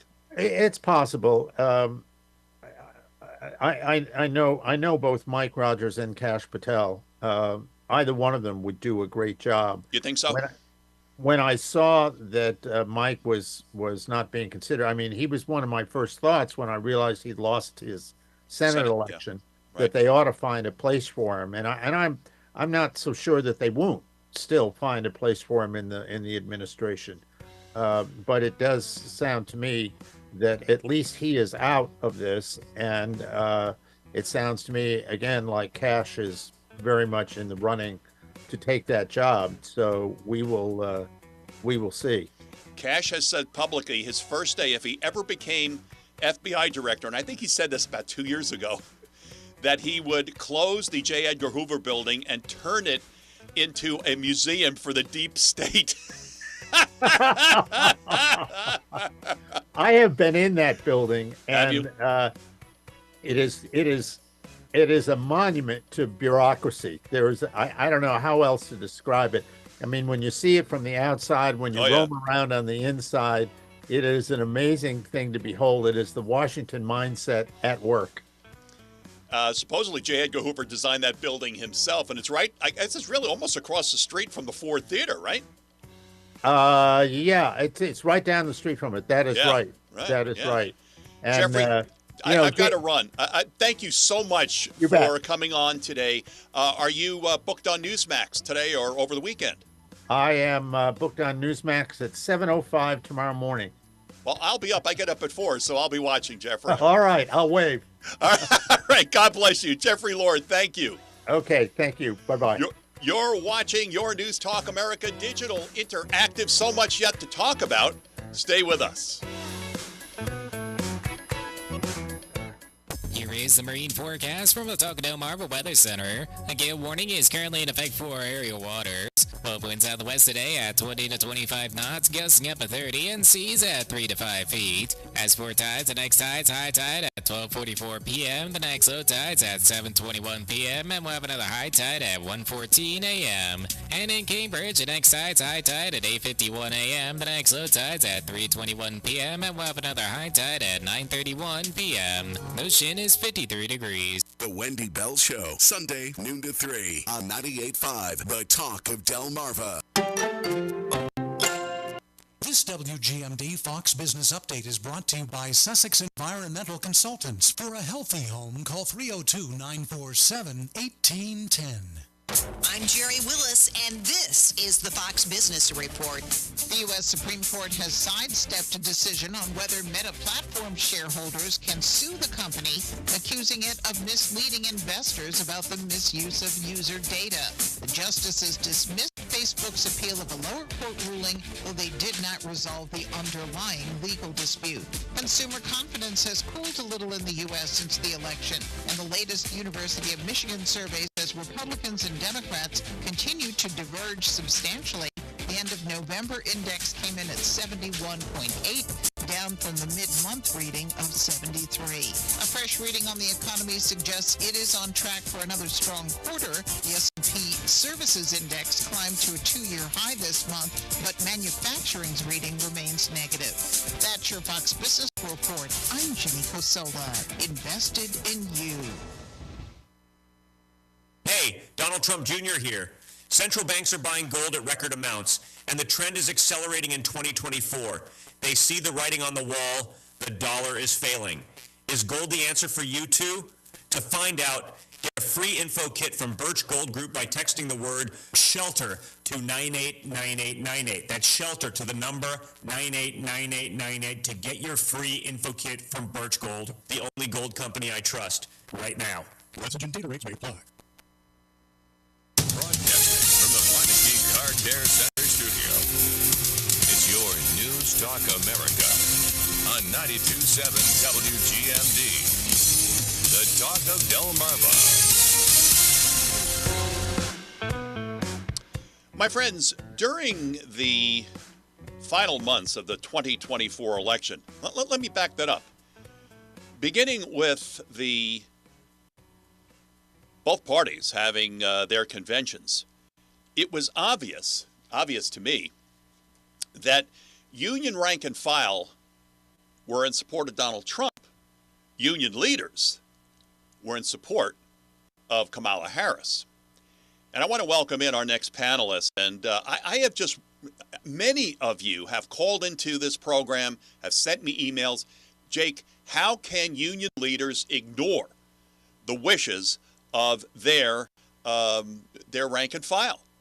Well, they can. I mean, just think the UAW, I guess they endorse Kamala, someone who wants to get rid of fossil fuels and get rid of fracking. I just don't understand that. However, someone who's going to help us understand the reason is our next panelist. His name, Chip Rogers. Chip is the CEO of Americans for Fair Treatment. Chip, one of the most misunderstood issues of the 2024 presidential election is how very rich and very well-off union leaders can support a socialist Marxist candidate such as Kamala Harris when the rank and file supports Donald Trump, a very pro-working class candidate. How can that possibly happen, sir? Well, they've ceded their authority and their money has been taken from them to further those causes. And that's really the biggest concern. I mean, if you think about what an average union worker in America has to do, a lot of them have really tough jobs. And they're trying to help their family like all non-union workers. They have the same interests, same desires, and the same want to achieve the American dream. And yet, each and every time that they have a paycheck, a part of that comes out and it goes to the union. And then the union turns around and spends an enormous amount of that money on one side of the political aisle. And so what we stand for and remind people of is if you're going to represent, as the unions do, all of these workers, then you should also represent their views. And if you can't do that effectively, then just get out of the political game. You know, there's a lot of things the union could use those dues money on to help their members, as opposed to funneling it into what amounts to some of the most extreme candidates that we've seen in generations. I'm trying to remember if it was the union, the Teamster boss or the head of the AFL-CIO is a multimillionaire and he's got a mansion, and yet he's not supporting his rank and file, and he's kind of, I guess, almost deaf to what his rank and file were telling him. And I guess they had an internal vote. Which union was that? Was that the Teamsters? Yeah, I believe it was. But I think that the numbers here are so important because if you look at the last election, Kamala still did get a majority of the total vote of union members, but it was around 55-45. It was very close. So we could say almost a coin toss. Okay. Yet the money that the unions gave, whether directly through their unions or through a union PAC, was about 95% Democrat to 5% Republicans. And so if you're not representing your members with their money, which is so important, then you should stop injecting it into the political system. I mean, imagine if someone came to your house and said, look, I'm going to forcibly take your money from you, and I'm going to go use it for something that is diametrically opposed to what you believe in. That's what's happening every day. Well, government does that every day, right, Chip? I mean, do, which is why government does that every day. They take my money and they spend it on stuff that I don't want. Absolutely, but there is recourse for that, and that is Yeah. called elections. And we just had one, and I think the American people spoke in some ways, maybe not always, but in some ways, spoke and said we want a different direction. But that's often not the case in unions. Now, I do remind everybody that if you're in the public sector union, you can opt out of your union if they're not serving your interests. So you should consider that if you believe them taking your money and using it for political purposes against what you believe is not what you want to have happen. Our guest is Chip Rogers, the CEO of Americans for Fair Treatment. Chip, we are hearing a lot of saber rattling by the Trump transition team that a very large downsizing of the federal government is coming, and that means the public sector unions are going to have a lot to say. What do you see for the future of public sector unions as the Trump administration, incoming Trump administration, tries to downsize significantly the size of the federal government? Yeah, look, a couple of things at play here, and it's really interesting you point this out because most Americans feel like that the union influence in this country is diminishing. And if you're only talking about the private sector, you're absolutely right. There are fewer people as a percentage of the total workforce in the private sector in unions than ever before. But in the public sector, that is completely different. And public sector unions continue to grow. And now they're faced with what could be a massive realignment, especially in the federal workforce. If you believe that Mr. Musk and Vivek are going to be effective at what the incoming president has tasked them to do. But if they are, you could see massive, massive layoffs. And I think one of the problems that the unions face is that their leadership has gone out of their way to make them ineffective. And if you see what's happening over the last 5 years, most people in the private sector, when we started coming out of COVID, they went back to work. They went back to normal life. A lot of that has not happened in the public sector, and it's the unions that fought for them to stay at home. The effectiveness of the workforce, the public workforce, especially at the federal level, has gone down. And so you see guys like Musk and Ramaswamy saying, look, come into work 5 days a week like most people have to, or we're going to really start cutting back on this. And that's going to affect a lot of people. This is going to be a question that is going to be in the news quite a bit over the next 12 to 24 months, that's for sure. How far did the union vote push Donald Trump over the top, do you think? Because if you remember last summer, Trump was being put on trial, the lawfare cases in New York City. What did he do before he got to the courthouse? He went to construction sites. He has had a good relationship with construction unions in New York City for over 30 years. He's put a lot of food on the table for construction workers. They love him. The fact is, he did some campaigning at construction sites this summer, and it seemed to be effective. How much did union rank and file, union members, push Trump over the top in November, do you think, Chip? Well, we have to look at it state by state, but the first point is the most important one, and that is the president has put himself in a position where he appears to be the leader of the workers, your average workers, and the working class has now moved decisively towards Donald Trump. And I think the reason why, honestly, it doesn't have much to do with unions. They just see a guy who says, I love America. I want American jobs. We're going to increase manufacturing jobs here in this country. You're going to have more take-home pay. We're going to take less out of your paycheck. And these are all things that very much appeal to all workers across the board, and especially those that are in the working class. And so he's done a great job with that. But then when you look state by state, did the union push him over in Arizona and Georgia? Maybe not, but almost assuredly it did in Pennsylvania and in Wisconsin and in Michigan. And so in those states where the union influence is much heavier, you could certainly say that blue wall that was talked about a lot before this election came crumbling down in part because union members decided we're not beholden to a single party, even though our union may be giving all of our money to that particular party. We're not beholden to it any longer, and we will vote the way we want to vote. Our guest is Chip Rogers, the CEO of Americans for Fair Treatment. Chip, Mark Mix has been a frequent guest on this program over the years, and he's talked about the National Right to Work Foundation and so forth. But I have a question about National Right to Work, which this is all going to come down to eventually, because if union members object to how their money is being spent politically, if it's being given to PACs that are against what they think or their values, their Christian values, whatever, it's going to be it is going to manifest into a much bigger problem in the future, I think. Bob here in Delaware asks, are you involved with other right-to-work leaders to convince Donald Trump to force Congress to enact a National Right-to-Work Act for all 50 states? Great question. What say you, Chip? Yeah, our opinion is this. If there's going to be a union, it needs to serve the interests of the union members, but no one in America should ever be forced to join a union. No one should ever have their employment life mandated that they be part of a union just to have a job, and then when they do, have their money taken from them to be used for purposes that 100% contradict what they believe in. And so, yes, right to work, like so many other rights in this country, are incredibly important, but also incredibly coming under fire.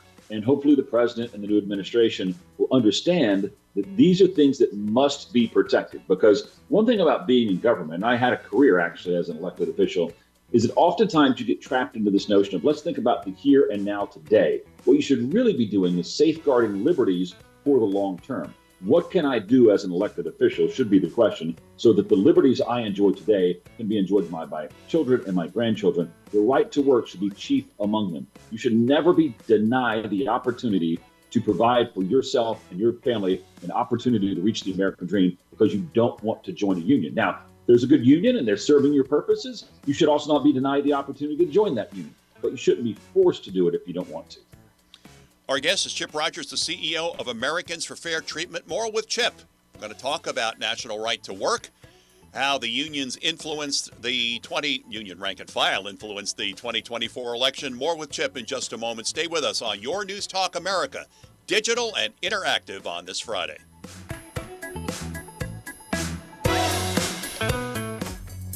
Here's a look at your Delmarva forecast. Isolated rain showers likely this afternoon. Otherwise, cloudy skies expected. Daytime highs approaching 46. Winds out of the west, 10 to 20 miles per hour. Chance for isolated rain showers tonight. Lows dip down to about 38. Cloudy skies expected. Daytime highs approaching 53. Tomorrow, sunshine mixed with clouds at times. I'm meteorologist Paul Trombley from the Talk of Delmarva Weather Center, inland.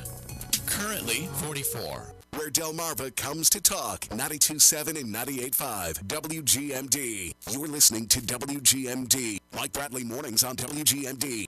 Broadcasting from the Lincicome Car Care Center studio. It's your News Talk America on 92.7 WGMD. The Talk of Delmarva.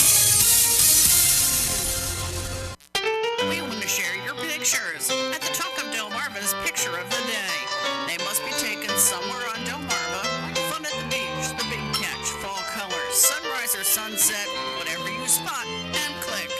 Send your pictures to the Talk of Delmarva's Picture of the Day to media@WGMD.com. Tell us who you are and where you're from and where on Delmarva your picture was taken. You'll find more on the Talk of Delmarva's Picture of the Day under the Extras tab at thetalkofdelmarva.com. The Possum Point Players will hold auditions for their 2025 season opener, God of Carnage, on Friday, November 22nd at 7 p.m. and Saturday, November 23rd at 1 p.m. at the Possum Hall in Georgetown. Callbacks will be Monday, November 25th at 7 p.m. The play requires 2 females and 2 males for roles of parents in their mid-30s to mid-40s with school-aged children. For more information, go to the community calendar under the Extras tab at thetalkofdelmarva.com. 92.7 and 98.5 WGMD is the official talk radio station of the White Marlin Open in Ocean City. It is 4 o'clock, and that is the time, the official opening of the scales. Listen for interviews with Madeline and Sasha, news, information, and updates all throughout the year on the WMO and Marlin Fest right here on 92.7 and 98.5 WGMD, the talkofdelmarva.com, and the WGMD app. And remember, fish on.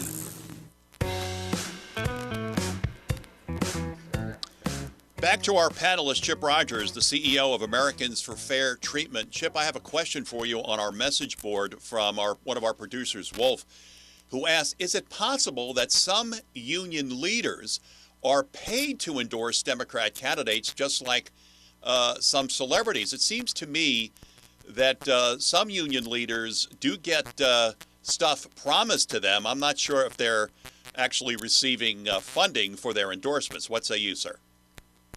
Yeah, I don't have any evidence to that. I'm not saying it doesn't happen. I'm not saying it does happen. But what we do know is that there's an enormous amount of favorable treatment. In many places, there are designated employees, public service employees, people being paid by the taxpayers, whose only job is to work on behalf of the union. They're not actually working a job for the benefit of the American people, the taxpayers, the ones who are putting the money in their pockets. They're actually working only for the union. And I think that is the type of thing that I would like to see go away, right? If you work for the United States or a local government in any capacity, you ought to be working on behalf of the taxpayers. You shouldn't be working specifically for the union. And so those are some of the things that are legal, but just not right. And I think that's really where we need to focus our attention. With respect to unions now, with the Trump administration coming in January, there was a lot of hoopla that the NLRB went through some rather significant changes with respect to union certification, decertification when the Biden regime took over. What do you expect at the NLRB from the incoming Trump administration, Chip? Well, if we go back to what we saw during the 4 years that Mr. Trump was president last time, it was an NLRB that actually functioned, one that we thought functioned quite well. Right. The Democrats can't have anything functioning well in Washington. That doesn't work, Chip. Well, well, government in general has a hard time working, honestly, no matter who's in charge. But yes, there are phases where it works better than other in our nation's history. And it hasn't worked over the last 4 years. They have been focused on what I would say are some fairly radical causes, things like, I'm not going to go too deep in the woods, but things like the joint employer, which would seek to unionize enormous swaths of the American private sector economy against the will of many of those people that are to be served by that union. And so we've seen a dramatic shift, both out of NLRB and the Department of Labor during the Biden administration. You know, Trump has not made his pick yet for the Department of Labor, or at least I hadn't seen it before the show started. And we'll see what happens there. Look, I'm dear friends with some of the past labor secretaries. Was just speaking to Secretary Acosta earlier this week. He did a fantastic job, but if we really start digging down into the monstrosity of what these folks have to face and trying to turn that around, even in a short 4 year period, it's very, very difficult. How can we find out more about your organization, the Americans for Fair Treatment, Chip? Go to our website and look. At the end of the day, our position is very simple. If you work a public sector job and you're represented by a union, we want to make sure that your rights are protected. First and foremost, the right to not be part of that union if you don't wish. The Supreme Court has already dictated that. But if you are part of a union, we want to make sure that your rights are protected because you deserve your rights, especially those First Amendment rights, and want to make sure that those unions stay out of politics. Look, serve your membership. There's a lot of great union members out there. They deserve to be served by their union, not have their union take their money and use it in politics against their own interests. And some of the union leaders are part of the new elitist class, which make up the Democrat Party, right? We certainly have an elitist class here. And I think that's probably what many Democrats are asking themselves is, how did we go from the Bill Clinton years where we were at least portrayed to be the party of the working class? I might disagree if that actually happened. Right. But clearly today, Mr. Trump has captured the working class mantra, and the Democrats are now seen as the elitists. You can just look at the folks that are in the upper echelons in universities, in any educational setting, on Wall Street, which is strange, all across the elitist class. Who do they vote for? Though that did begin to come crumbling down, especially in the world of entertainment, where this elitist class, they started seeing some cracks in their blue wall. Chip, I want to thank you so much. Chip Rogers, CEO of Americans for Fair Treatment. Chip, very interesting discussion, and thank you for explaining to us where the problems are with respect to union leadership, membership, and union dues. Thank you, Jake. Good to be with you. Thank you. You're watching Your News Talk America on this Digital Interactive Friday. Salute the Troops comes your way in just a moment. Stay with us.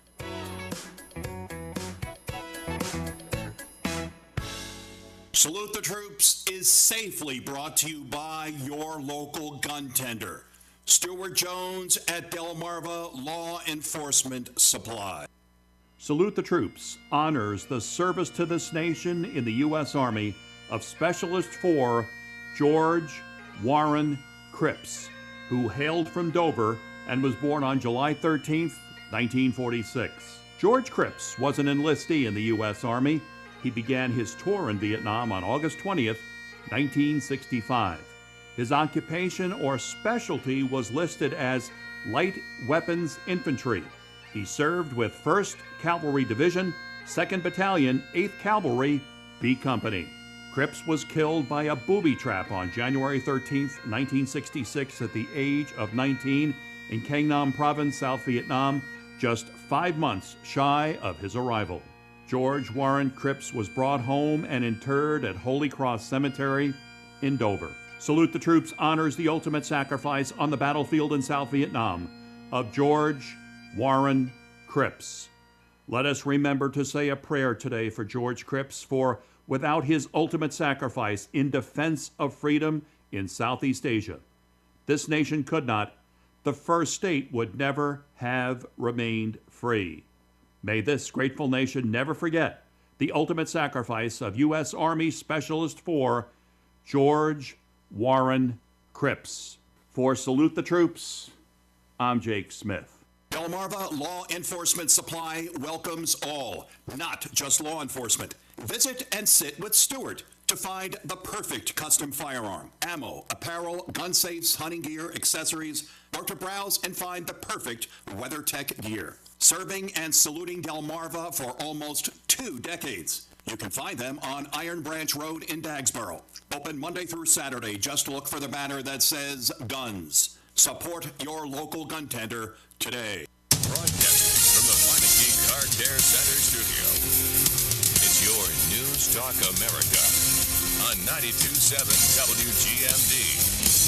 The Talk of Delmarva.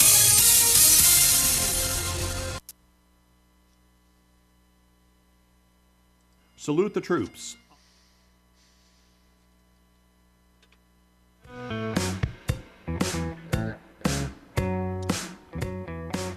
Welcome back to your News Talk America. Your anchorman Jake Smith with you until noon Eastern Time. Just want to update you on a couple of stories that have popped up this morning. President-elect Donald Trump's Deputy Chief of Staff, Dan Scavino, has revealed Friday that former Representative Mike Rogers was out of running to be FBI Director. Rogers, 61, was rumored to have been on the short list to become head of the Bureau, but Scavino said Trump threw cold water on that prospect when asked about the ex-Republican rep's standing. Now, as Jeffrey Lord said on this program just within the past half hour, he likes Mike Rogers, thinks Mike Rogers is a good guy. My friends, Mike Rogers may be a good guy.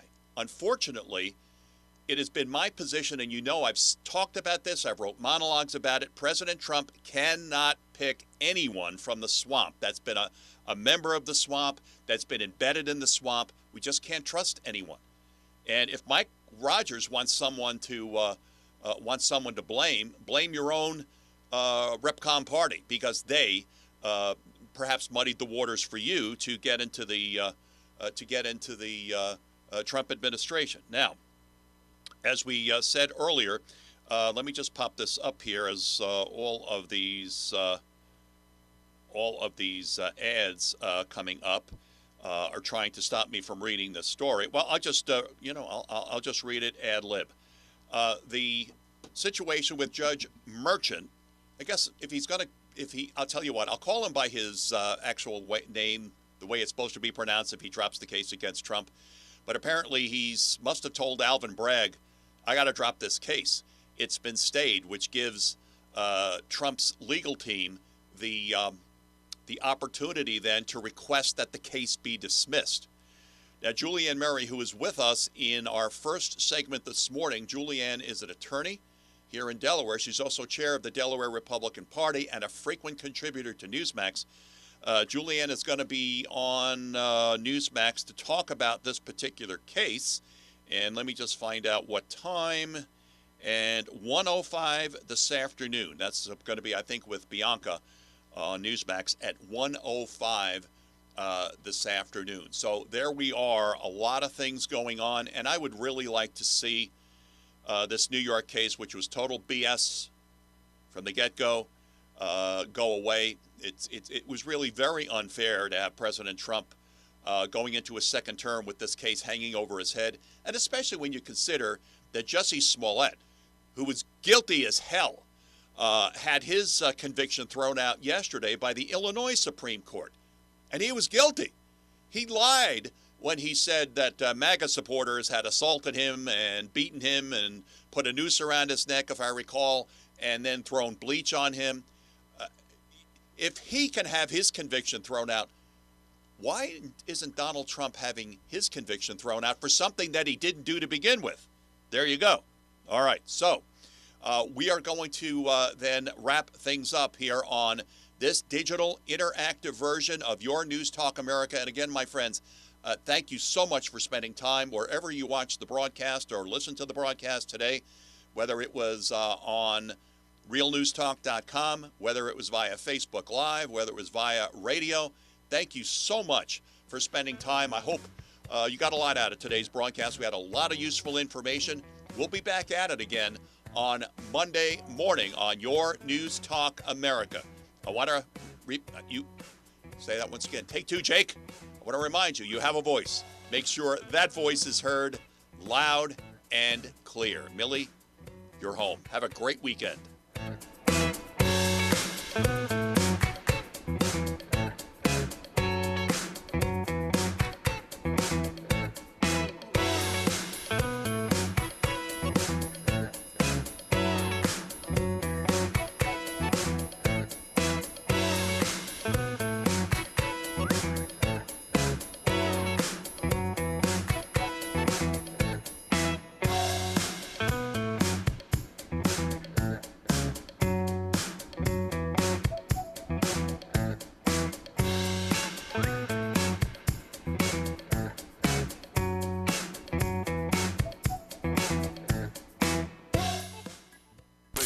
Delmarva is 92.7 WGMD Rehoboth Beach and 98.5 WUSX Seaford.